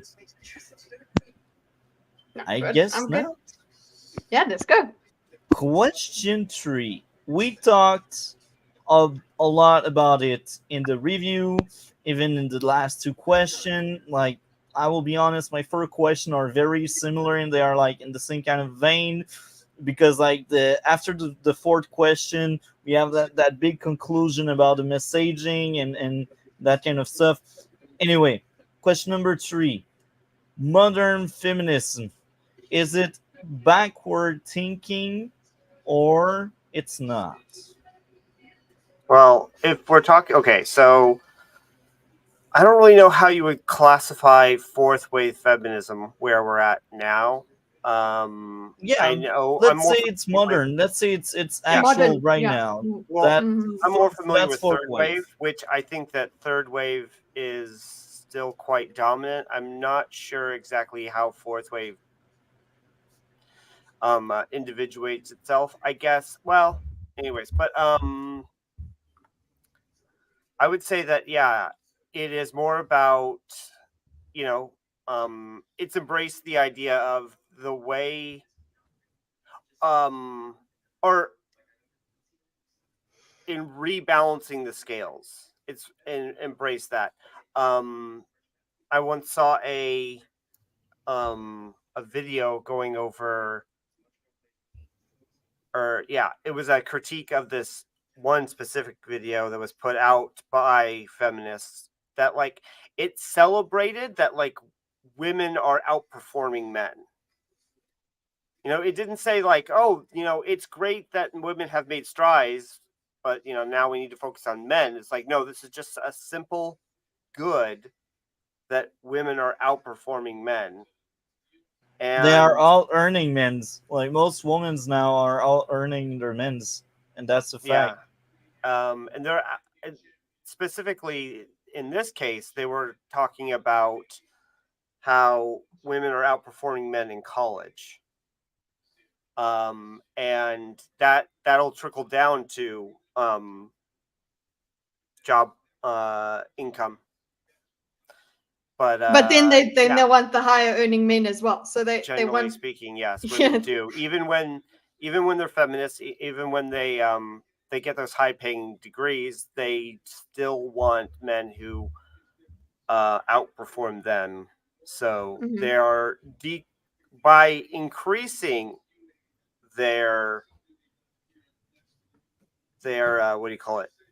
By increasing their own market value, as it were, they are decreasing. They are making a more competitive. They're engaging in a more competitive environment for mates. Well, they haven't lowered their standards. their Yeah, standards they don't accordingly. exactly. So they haven't like I it's very hard to many feminists will say that they're okay with they want to be the earner and whatever, but they at the same time as being they want their man to earn his own money. They're not sitting there thinking and being like, oh well, I want to be able to support my husband. They're not thinking that way. Or they're not going, that's my or dream. it doesn't The way matter how men much do he that. makes. It doesn't matter how much I he want makes. to be happy. We'll combine our incomes and just live off of that, whatever it is. Whatever it is, yeah. Whatever you can contribute, it's our life. Yeah. No, they haven't adjusted. No, exactly, they haven't. And so, like, feminism is very much still, or feminism, especially going, speaking to the movie, in this, it's very much has a revenge, or not even revenge. Okay, Yes, let's you be could honest. see it that. Revenge by the end, like Well, as yes, not really, but in the back half, yes, that's revenge because they want to take away that New City because yeah. it's wrong. Well, they see it as like a rebalancing, right? But I mean, it depends on your perspective a little bit. But like in the movie, I mean, they said that Kens won't even have a position on the Supreme Court, not even one. They will get a single. Hey, they'll get a single. Drop my phone. A single. What do you call it? Seats, Seats or like, in the but lower on a court. lower court. Yeah. Yeah, exactly. Which very was much played has off. this very much has a comfortability with the imbalance between male and female. There isn't a sense of equality. There is a somewhat a sense of balance because they feel like things are imbalanced in certain ways. So let's overcorrect in different ways to create a sense of balance, right? But it's not about creating a truly egalitarian, equal society moving forward. It's about correcting for past problems and current injustices. Even if that means that women are on top, that's a good thing because in other areas women are not on top. Yeah. It's good that there's this overcorrection in certain areas because in other areas there isn't. There is a dearth of female representation or agency or what have you. So we need a overcorrection, and even if the scales tip in a kind of total way towards women, well, that's fine because men had it good in the past. So, they're very which speaks to that revenge issue. Yeah, exactly. And I Yeah. just feel like that's very supported by the movie. Yeah. I Even agree though with there are some bits where it's like, oh, we make up words like patriarchy and feminism. That there were some lines that kind of push that away, but then the line of no, you can't have a Ken on the Supreme Court, that because Yeah. and maybe one day the Kens will have as much power in Barbie world as women have in the real world. That was like a joke that they played. I was just like, that's again that lack of self-awareness that Galente was talking about, where it's like, I'm not too sure what you want us to Yeah. take from this, but you just threw it in there. Good joke, well done, I guess. Yeah. Yeah. They it's a problem with modern filmmaking in general, it seems, that Yeah. they will build scenes individually. And It's just they- scene. Yeah. Yeah, They're all by exactly. themselves. Standalone. and they don't think about how things connect, and they don't think about things holistically as far as like characterization goes. Where the Ken storyline actually tells a very interesting tale that I really don't think is intended for the movie, but it is also the main reason why I like the movie. Yeah. Sorry, I had a thought and it's gone. Oh, okay. Things happens. It's a 2-hour stream. That's fine. So is there anything else you'd like to add, K-True, or you're done for now? I'm done. Yeah. Okay, so Kitteh, what do you think of that? More agreement. Because, and the question was about whether it's backwards thinking, and it is backwards. Because it's becoming the thing that you were fighting against in any case. Turning the pendulum all the way back is not gonna. It's not going to help. It's just going to carry on. We're just going to carry on the cycle of going left and right and whatever. So it's like this thing of, oh, well, we'll just put women on top. Even Margot Robbie, when she was interviewed, she was actually speaking a bit against the director, because she was saying, no, it's not in the story. When only women are in control, it's not good, and then when only men are in control, it's not good. But they still don't take a really good line on that at the end. By the end, it's not satisfactory in terms of equality. On the first watch through, that was very upsetting. But at least if you appreciate that Ken's also undergone some sort of transformation, you're happy about that. And if you don't take it too seriously, you can still enjoy the movie. But modern day feminism, that's exactly how silly it would be. It would be that way. It would be Barbie world, where and that actually makes a lot of fun of how if you went full feminist, it would just be, you would have the president sitting there and saying, I love you guys. We don't ever criticize each other. We just all pretend like everything is fine. That is backwards thinking. It's not real. It's not realistic. Whoops. And not only that, but like in the Supreme Court, where they just like have the women the woman lawyer gives the speech, and like nobody pushes back on it. Nobody, they just clap. It's like, that's no, I'm sorry. The courts are oppositional for a reason. Yeah, but and I mean, there's supposed to be an impartiality to the judges for a reason. And so, yeah, you would have, even if it was another Barbie, you would be having her push back on what the first Barbie said. She would be arguing against what she said in some way. Yes, even if she and these was differing opinions would be Yeah. heard. And yeah, I understand it's a silly, people are like, you're thinking too much about the Barbie movie and stuff. No, it's they want us to speak about these things, actually. They want the Don't message in the discourage movies. people thinking about art. Exactly. Yeah, exactly. And yeah, I agree. Like, it really does. It shows the backwards thinking of all kinds of social justice, where it's like, okay, we must make it all just the opposite of what it was before. And then my question to such feminists is, cool, so when are we equal then? Because now we have to redress the past. So we have to put all the women, every president must be a female. So, okay, how many presidents were male? Okay, do we have to count them for each nation? And then we say, okay, this is how many terms that we have that are female. And then once we've done it, then we can go back to male. Will it be like that we go male, female, like what is equality then? If we're not going to try to find it with both sexes, both genders working together, like how does that work? It is I would say that's transphobic. Oh, sorry. I said sexes and genders, okay? Anyway. It came back to me. Yes. Do you mind if I interrupt for the thought that I just lost? Since you just got the idea, go for it. Run quickly before.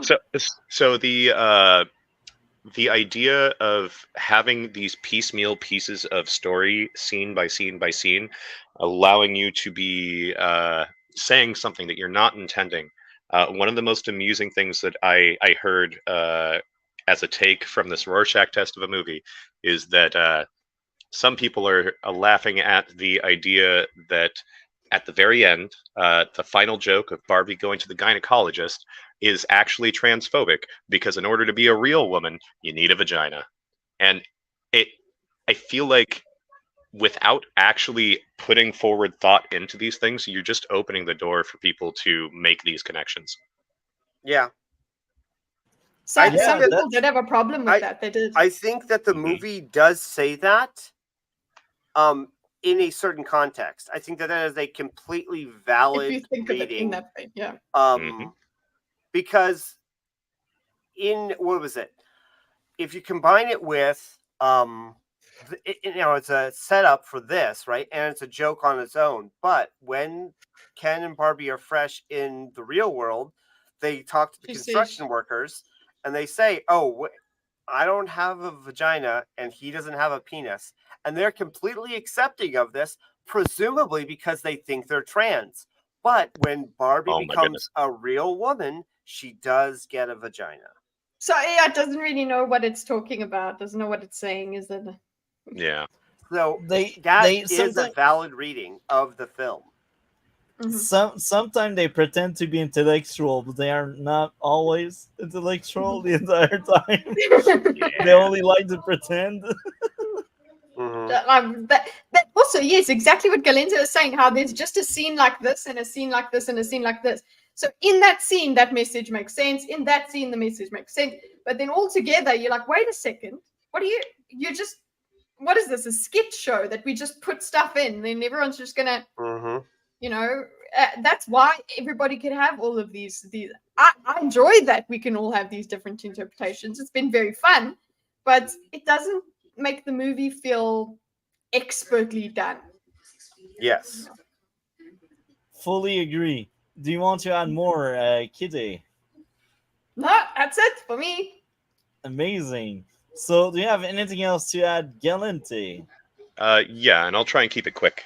As far as whether or not modern feminism is backwards thinking, I think it requires the fact that we need to acknowledge that this is an ideology, and every ideology that's ever existed, because it's a framework of how you interact with the world, can easily be misused by people to either get other people to think certain things that they normally would not, or it can be used as a way for somebody to convince themselves of something that they would normally not come to the conclusion of. Sometimes it's positive, sometimes it's negative. But when you're dealing with collectivism, it's very, very easy for there to be emotional weight in the push for the collective because you're talking about a large group of people you're trying to benefit. But if you just work with the collective, then you run the risk of completely abandoning the individual side of it. And if you start treating people as a member of their group versus an individual, then you start making presuppositions. You start treating people unfairly, and it's a really unhealthy thing to do. So I don't necessarily think that modern feminism at its core is something that is backwards, but I do think that the way that it is used is inherently detrimental. amazing explanation, man. If Thank you. we really end up making our podcast, I keep talking about the future project. We will have you on it for sure because I really like that very nuanced way of talking. I Um, appreciate it. y- you put thoughts on what you said, and the same goes for you, K-True. But here it's just like it's the perfect way of telling stuff, I think. Mhm. Thank you. Mhm. There's a Uh, reason the three of us all like each other, and I'm beginning to like you quite a lot as well, sir. I'm Yes. trying my best. I'm trying my best. So, do you want to add more? No, I think that's probably the best I can do on that one. And Very well you, done. K-True? No, yeah, I'm good. Okay, so now I will try to keep it short, but I came up with this question because I was talking about the Barbie movie with a coworker that is feminist, and she kind of defended the way um men character were portrayed in the movie. She was like, "Oh, but for a long time, Hollywood had only stupid woman characters in their movies," and I'm like, "This is backward thinking. Make So yeah, making something wrong because it's used to be wrong is wrong." Yeah. two wrongs don't make a right. Well, It's well, so easy. not only is that bad thinking, but it's also incorrect. We've had lots of great female characters in media in the past, um, and going even if you want to say that we haven't had that there is a overrepresentation of this kind of simplistic female in the past. We can just take that as a given, hypothetically. Yeah. What we want to do is lift everyone up, right? We don't Yeah. want this. It's this weird feeling of or not weird, I shouldn't say. I guess it's actually quite normal. This idea that like, okay, it's my turn now, though, Yes, right? that's it. It's my turn to do what everyone else did, right? But an eye for an eye I leaves get the to be world on blind. top. Yeah. I get to be on So- top and I get to treat everyone else like garbage. And that's Yeah. not What did okay. you say to her? What did you Actually, say to her? at the moment go- when we had that talk, I actually had no idea on how to respond because I will be Mhm. honest, when I'm on the fly having a discussion, Mm, I very don't difficult. really think it through. But I was thinking a lot about it after that, and I was like, I need to address that, and I need to find Mm. something to answer, and that's how I work. Like I I'm the kind of person that when we just talk off stream or whatever in person, I just like to exchange, and Mhm. I told my idea and she You told tell yours. hers. Yes, And yeah. You didn't have to argue about it. Yeah. yeah, and I just didn't reply much because I was like, oh, she makes somewhat of a point, but I'm sure if I'm thinking about it a lot, I Yeah, You're it not can feels comfortable wrong, but with you it. didn't know Yeah. how to say it. And, yeah. Yeah. And you don't want to But be a you jerk and just put her and down. I don't Yeah. I Yeah. don't think I don't think in that context it even matters because she would say, well, of course she'd say that because you don't like it. You don't like that now it's my turn. Yeah. So it doesn't really there's nothing really you can do past that. You can say, oh, I see that that's why you feel that way. Because there's nothing you weren't going to change your mind, but you do it is important to know why something feels like it doesn't feel like that's completely right. I don't agree with you. I'm not too sure why I don't agree, but I'll let you know once and that's the thing you're with when you're exchanging and things like that, you don't have to convince a person to Yeah. be on your side. You just want to. That's what's so great about conversation is you just want somebody to know what you think. That's it. Yeah, And you want to know what that's they it. think.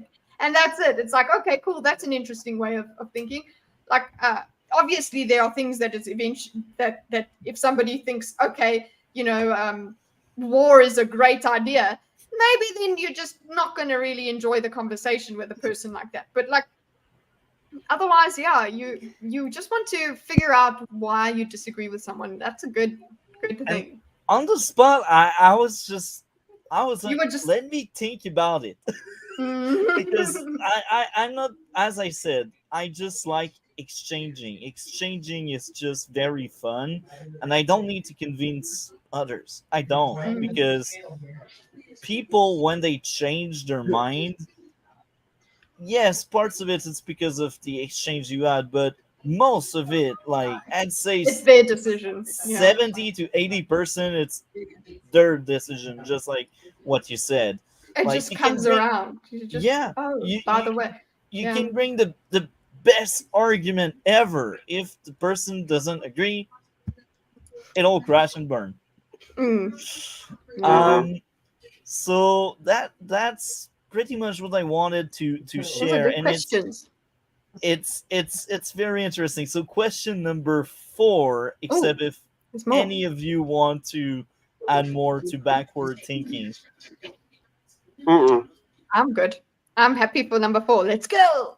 Yeah. Let's go. Question number 4. Right now, I mark down the timestamp because I always timestamp my streams after. Unlike So, me. question number 4. Was Ken the villain?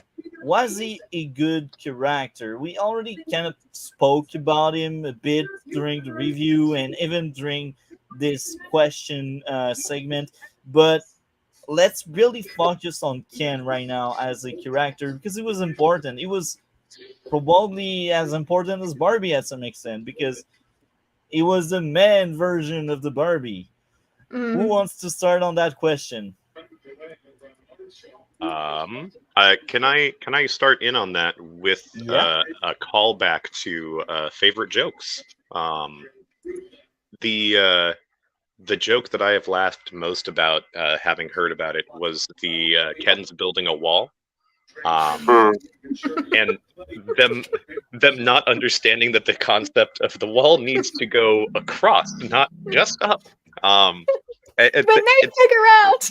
It's an observation of the mechanics of a wall that I never would have thought of to make a joke out of,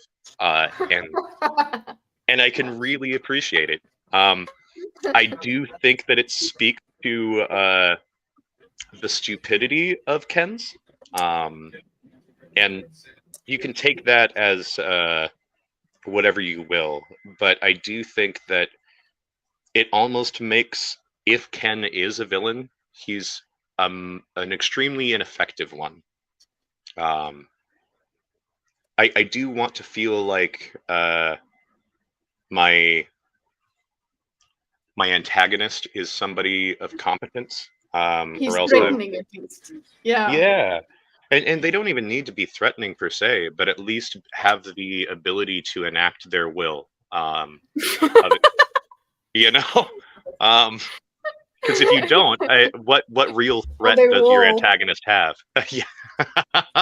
Yeah, their wall. Yeah, I do think that if Ken is the villain of the movie, he's not an effective one. Yeah. He's not a. I don't feel like that's what makes him not feel like a villain. Could you restate the question? So it's like a two-parter question. So the first half is like, was Ken the villain? And the second one was more like, was he a good character, like a well-written character? Was he like Okay, interesting? so no, Ken. To me, Ken was not the villain. No, Ken was the secret hero. Honestly, Ken was the secret hero. Barbie, in many ways, was the secret villain. I think that, in general, I don't think that it really works as a villain hero dynamic. They're both protagonist and antagonistic towards each other in different ways. And they also want things of each other that they just aren't getting. Mhm. And that's part of why they are antagonistic towards each other. But I actually do think that Ken was well written. I feel like, yes, he isn't super competent, definitely, right? There's lots of but that gives. But there are so many shows, and they usually are shows and not movies, Movies. where they take a character who has lots of room to grow and then do grow them, right? Yeah, not just physically, maybe not even just like a tweak, not like one lesson they need to learn, but like there's this one story about like this teenager who's kind of lazy, chauvinistic, and selfish, and a relative was like going through a crisis, so she drops her daughter off there at their house, and he is the one by the rest of the family who's put in charge of taking care of her, making sure she's got lunch, making sure she gets to school, her school, making sure like her laundry is done, all of this stuff. He's basically taking care of her, and through doing all of that stuff, he becomes a better person. He puts away his chauvinistic thinking. He matures as a person. And so, like, having a character be as flawed as Ken, even at the end, necessarily, he's still got room to grow. We could have a Ken character that becomes a great person. You could have a Ken movie where they take what we have, and even though he isn't smart, he becomes a great person. Yeah. This is a good talk. I really like your point of view on Ken. Is there anything else you'd like to share about Ken, the beloved doll? I guess not. Yeah, No, you sorry, done, sorry, I missed that. Yeah, I am done. Yeah.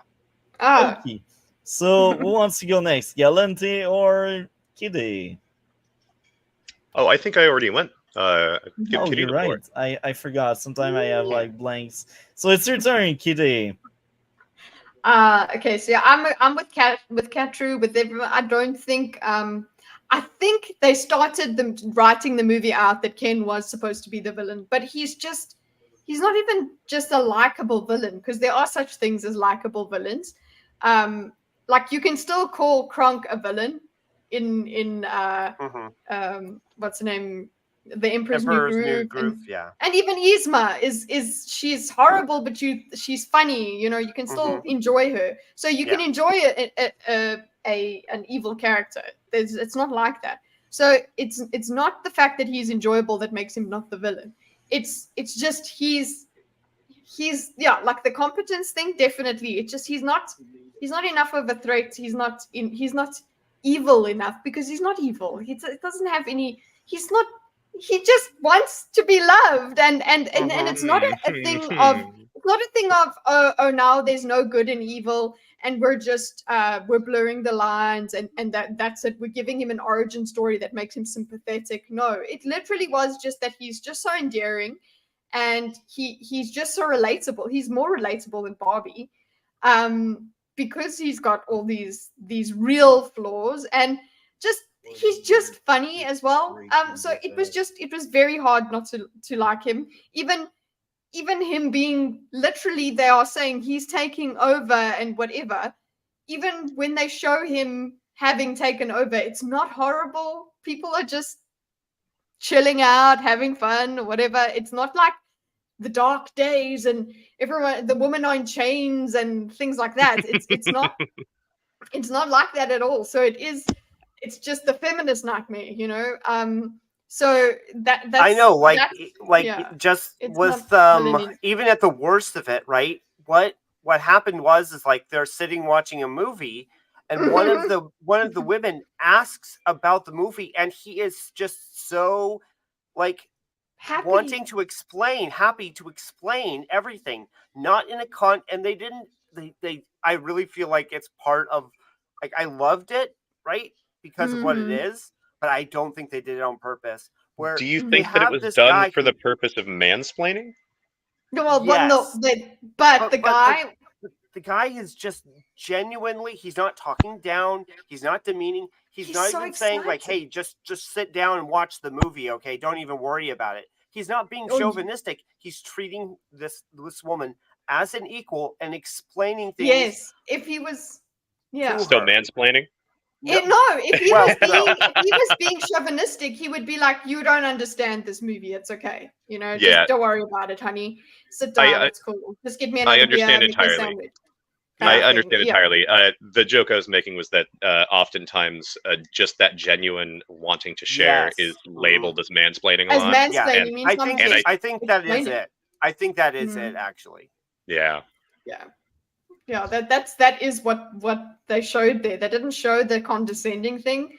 And then they were cute little gags, you know, about the whole let me help you, let me help you, let me help you, like that whole thing of Yeah. let me show you. Sorry, it was let me show you about sports and things like that.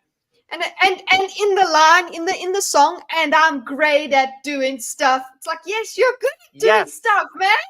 Yes, you Mhm. are. That's what any human wants to hear, is that you're good at doing stuff. You know, Mhm. it's great. So because he had such a moment as well with his song and stuff, like, I don't really care too much. Like, yeah, Barbie, you're going through some emotional stuff, but Ken's really having such a, just his song Yeah. just made it. I'm sorry. It was, Mhm. is it, I mean, I love Margot Robbie, and I was whimpering at Margot Robbie as well. I was making all the kinds of noises because I was like, oh no, they made her cry. You don't make Margot Robbie cry. No. I was very upset. But then with Ken as well, just anytime Ken was getting, you know, beaten up or beaten Mhm. around, I was like, oh no, shame. He's just, I don't know if it was the acting or whatever. It was so, he was just so, even him, he's like, you caught me reading that whole thing, like just he had, I think it's also he had more funny moments, and Yeah. he was just so much more likable. He was a good character. That's what he was a shallow character, but he was just so likable and so memorable that I would say he's a good character. Even though he could have been better, he was a good character. Mhm. So that's I me. agree with everything you said. I will also add a bit more. At first, my first impression were kind of wrong.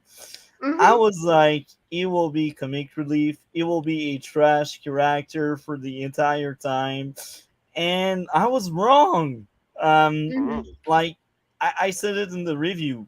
When he goes to the real world with Barbie, this is when I realized the character has actual depth, and that was very fun and entertaining to watch. And some of the best moments are after that, like when he's trying to get a job and he realizes, oh no, it's not because I'm a man that I will get these jobs, it's fake, it's not true. And You're then doing patriarchy wrong, yeah. Yeah. and then he comes back, and then he turns Barbie Land into Ken Land, and that was funny. And as I was watching the movie, I thought he was a villain, but a villain that wasn't the stereotype one. It was more of a villain because it was the opposite of Barbie. It was basically the idea of men getting power instead of women getting power, and this is how I can approach Ken as I was watching the movie. And to be ready for the 6 hour streams I did with Miss and all the other guests, well, I actually had seen many videos about Barbie to make sure I was ready, because I sadly didn't have time to rewatch it a second time. So I was like, okay, so I was kind of wrong. He's not really portrayed as that villain, But as I said, like as I was watching, I thought he was a villain just because he's the other character outside of Barbie, and he was like against Barbie or depicted as against Barbie. But He's the baddie. Yeah. yeah, but it was still very endearing and enjoyable, and his song, as you said, was entertaining. Um, I Made the thought movie. I thought Ken in the second half of the movie, right after he came to the world of the living, that was great writing. That was really good. If they kept the first Ken in the first half an hour of the movie, I wouldn't have liked it at It would all. have, yeah, it I would have been I bland. It love would have been stupid. I love that phrasing, the world of the living. It is Mhm. a unique Mhm. way of phrasing it I haven't heard yet, but it seems to just fit so well. Yeah, Yeah, because they're dolls. Yeah. Yeah. yeah, and yeah, I think Ken was a good part of the movie, and I think it's part of the writing and the acting. The actor Yeah. did great job. Mhm. So these are my question. I'm wondering if any of you would like to add more to any of the four question. I Uh, guess not. Nothing to add. No. I do have a particular interest that might be separate from why we're here. When I do finally watch this movie, I so very much so want to talk to you guys again about it, because it seems Yes. like every time I do talk to somebody about it, the ideas get expanded upon, and I'm loving that, especially with Kitty and Katru. No offense, just there hasn't been a lot of experience between you and me. That's fine. I understand. But yeah, Mhm. Kicked out. No, I'm joking. oh I'm no. joking. Kick it. Yeah. I'm joking. But I no, understand. I would very much so like to revisit this with people who give it as much thought as I would like to be able to. You know Yeah. what? We can do that. Yeah. Uh, I, I, I I want to. Yeah. I Hmm. plan on rewatching anyway. So what I can suggest is we all rewatch movie, and you watch it for the first time, and we can talk about it in the future again for sure. And this stream will be part of a bigger video I plan on making, and that video will be all about Barbie, its messages, the question I had for you, and I will also add more to my review part per se, because I will rewatch the movie for sure. Because uh, everything I said in this stream and the other one I did, it's very superficial. It's surface level because I've only seen it once. Uh, Oh, the and second time is so much better. yeah, second time will be most likely better. And on top of that, I had great talks. Like the other Mm. talk I had on that 6 hour stream, we had like 8 topics, so that wasn't the only thing. But just Barbie lasted for almost 2 hours, and that was the equivalent of like two other movies we covered the same day. So we had a lot to say about Barbie. So yeah, for sure, in the future, once you have seen it, we can have another talk. Depending when you watch it, maybe Mm. I will have seen it a second time.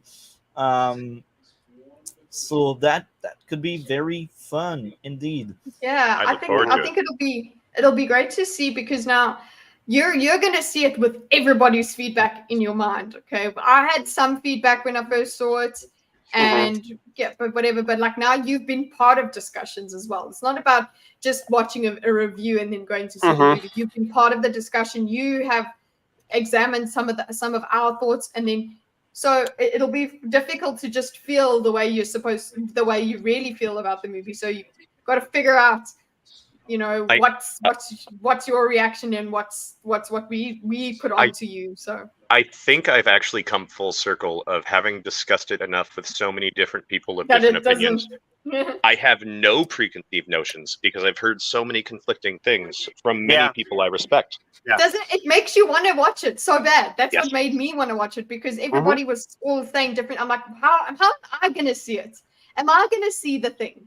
And It, I didn't see it exactly like everybody else either. now, I Yeah. have a question. Is this a viable marketing strategy? To make Wow. Rorschach movies. Yeah. No, I don't think No, I you can don't do think this so. on purpose. This is magic. This is lightning in a bottle. And I think it's Yeah. also the situation we're in culturally is primed for it to be Yeah. especially Yeah. effective. Very true. Like all of these haters out there, they really helped the movie. Legs, because like people don't know it's a thing until they see it out there, and they see a lot of hate, so they're like, "Oh, I want to see that to see if they're right," or Yeah, that's the thing. It wasn't just it wasn't just it's got feminism in it. I don't know. What you Okay.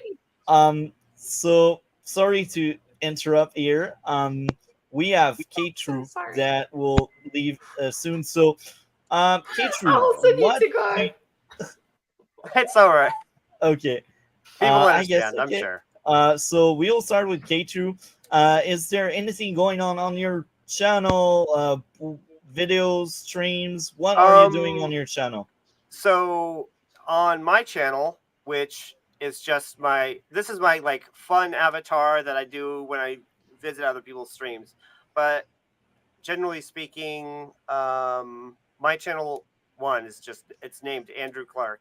And second, here I'll change my avatar to like what I stream as. It's I've got a few different ones but like, and so yeah, if you head over to my channel. I'm on Wednesday I'm planning on doing a stream on the drama with Starfield and about like, is it you're muted, Kitty. Pronoun drama, that's what I said. Yeah, exactly. The pronoun drama. Exactly. And so yeah, they're at my channel. And I do discussion. I like to cover what the drama I cover when I cover drama is about going over nuance, trying to find the good faith and pointing out where the bad faith is. You know, I'm less interested in positions themselves and more interested in finding where the good faith is and seeing kind of multiple sides of a topic.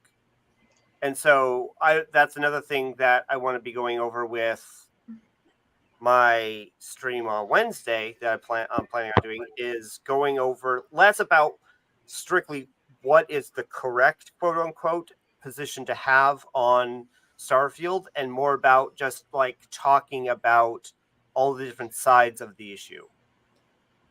I like that. That sounds very fun. Now, because you came in here, I will tell you the same as a lot of guests that came in the past. If you need a guest, someone to talk to for a stream, a video, hit me up. We have our Discords. If you went in the channel I placed in the chat, I will message you, and you know where to find me. All right. And I'm very open. Like I value a lot this community we built. Anyone that came here, I'm very grateful for people that spend their time coming here. It's amazing. So I'm always in to return the favors. Right on. So is there anything else you'd like to plug before you leave? We got you can see it there, the movie discussion on Barbie, if for anyone who's interested. It's a bit chaotic. Yeah, it's about It's 2 hours, and we just go over, and then there's a thinkers discussion on Undercover Brother, which is really just a discussion on Barbie, and we cover we love talking about Barbie. Yeah. I was surprised anyone wanted to speak about it again from my community because look how we. So yeah. So that's Um, very good. Thank you very much for coming again, K-True. You know where to find me. And I wish you a great day and take care, man. Take care. Thank you very much. Have a good one. I get through. Bye.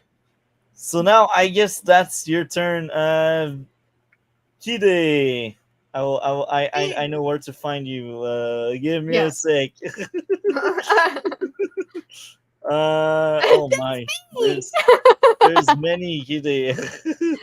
Yeah, shame you don't have to get. Yeah, that darn kitten. I don't know if I'll come up. Yeah, I that's hope that's you fine. will. Yeah. There Yeah, we there we go. go.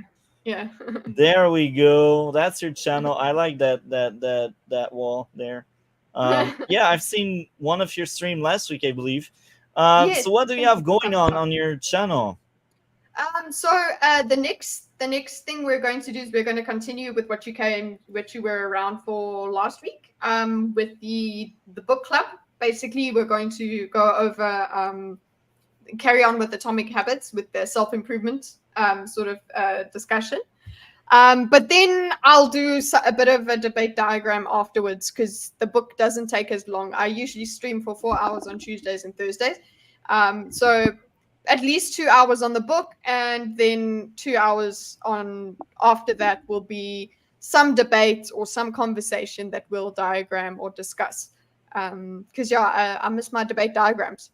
That's the debate diagrams there, but I've given up on that particular one. There's too many. That was part 3. Gosh. But yeah, we're looking at different kinds of arguments and things like that. That's usually what I'm doing. Sometimes I do game, but do gaming streams. But at the moment, my computer is just not good enough for that sort of thing. So I just stream to Galente and Andrew so they can see it. And then yeah, we might do some. I am thinking of doing Wheel of Time solo reviews because I have so much to say that I just talk over everybody. Wheel of Time is my favorite story ever, and I'll probably I don't know whether I could make a coherent video about Wheel of Time, but I might go into that. Maybe I'll do that on tomorrow evening. Maybe I'll do that. I don't know. I'm very chaotic. That's just come along, subscribe, check out the keep your notifications on, and maybe I'll do something you're interested in. So yeah, always. but thank you for having me on here. I hope that I can gather together enough time. I don't know when for the wellness and self-improvement sort of streams and things like that. It might have to be like an every second week sort of thing. Okay, I'm not too sure. That sounds great. If it's every second week, like twice a month, that could be very fun. And some months, if we are lucky, 3 times. Because some months are longer, you know. And I'm assuming that you and your audience find value in the actual substance of an argument. And Kitty's idea of actually taking debates where we're supposed to be sharing ideas and arguments and diagramming them out to actually not only piecemeal each piece of it, but also have the visual representation to go back and see how things got to where they were is extremely unique. Yeah. It's extremely unique. Yeah, of course, I'm going to hype you up. But yes. If you enjoy substance of arguments and have a tolerance for scuff, it is the best place to be. Yes, scuff. Okay, yes, definitely. That's another thing. Speaking of which, even though Galente is not doesn't create content on his own, we might convince him. On Thursdays we do have a thing called Thinkers Stream, which of course we would love to have you on, Multi. Perfect. You know where to contact me. I'm all in. Yeah. Like, just let me know. The thing is, let me know like in advance, at least 24 hours, so I can plan stuff out. And as I said, I'm always in if I'm available. Just let me know in advance. Yeah, we have we have it's every Thursday. It's the same time that we started today. So it's sometimes Galente can make it, sometimes he can't. So a lot of people, we also revolving door with that. We are trying to be more structured, like your stream, where you have your exact topics for each one. We've had a couple where it's just like not even 24 hours, it's like 12 hours before, or even 3 hours. This is what we're talking about. It's very scuffed, but we're trying to get better. But that will be on the Thursdays, and yeah, we would love to have you on that, especially because you know where to today's find engagement. Yeah, me. You know where we to do. find me. So anything else you'd like to plug? Just coming. That's Not where you'll I. see Galente. That's basically what I was trying to plug on Thinkers is Galente. Catru will be on Aw. there as well. A whole bunch of people that I'm sure you would actually really get along with. That's where Miss 1776 also she also joins us whenever she can as well. So Wow, that's Yeah. very fun. Thank you very much for coming again. You can count on me. I'm glad we had that very in-length discussion, and we will talk later about that wellness. And as I said, Mhm. I'm fine if it's every 2 weeks. Like the thing that really matters is the consistency. So if we say like every 2 week, then Mhm. let's do this. Just And keep it that way. Yeah. yeah, like the same goes like with Cole. As I said, we've been doing our RedBlue podcast for like a year and a few months now, and some weeks like we moved the day because it just wasn't working, and we talk in advance a lot about the topics and stuff. So we have an ingoing discussion and engagement about it. But if it's every 2 week, I will take it, man. I will be Mhm. very glad. And that would work very well with my own stuff on my side, because watching 5 movies and 3 TV shows each week is a lot of watching. So every 2 week is perfect. So we will talk later about that. Thank you Sweet. very much for coming, and thank you for bringing guests. Your guests were Aren't amazing. they great? I love them. Right. Yeah, Thank they you are for having me. great. Thank you So for coming along. I will both add you Cardpool, Katru and Galede. I will add the both of you to the group chats for the RedBlue podcast, and over there you will be able to see my planning, or I should say our planning of Yeah. movies and TV shows. But as I said, the time is different. We still can adapt some weeks, like we just did today. With that being Promise. said, thank you very much, Kitty. Take Yes. care, and I cannot wait to talk to you later about our project. Yes. Have a good one. You too. Thank you. Thanks, everybody. See ya. Bye. So, you're the last one, the last man standing. You don't have YouTube, do you? Do you have YouTube? I as in an app to use, yes, but I feel like that's not the question you're asking. Yeah, you don't have like content going on and stuff. Nah. No, I That- like to joke that if I'm on a panel show when it's my chance to plug, I usually pretend that I own another member of the panel's channel to plug them. But I was going to do that with Katru, but it seems like the opportunity just didn't present itself. It's perfectly fine. But that's fine. Anyway, Galante, thank you very much. I will also add you to Discord. I had like some kind of conclusion coming, but since we are only us two, maybe that will be for the next stream we will have about Barbie once you have seen it. That was very fun to meet you, man. Yeah, it's been great. Take care and have a great one. We will talk later. Oh yeah, have a wonderful day. You too.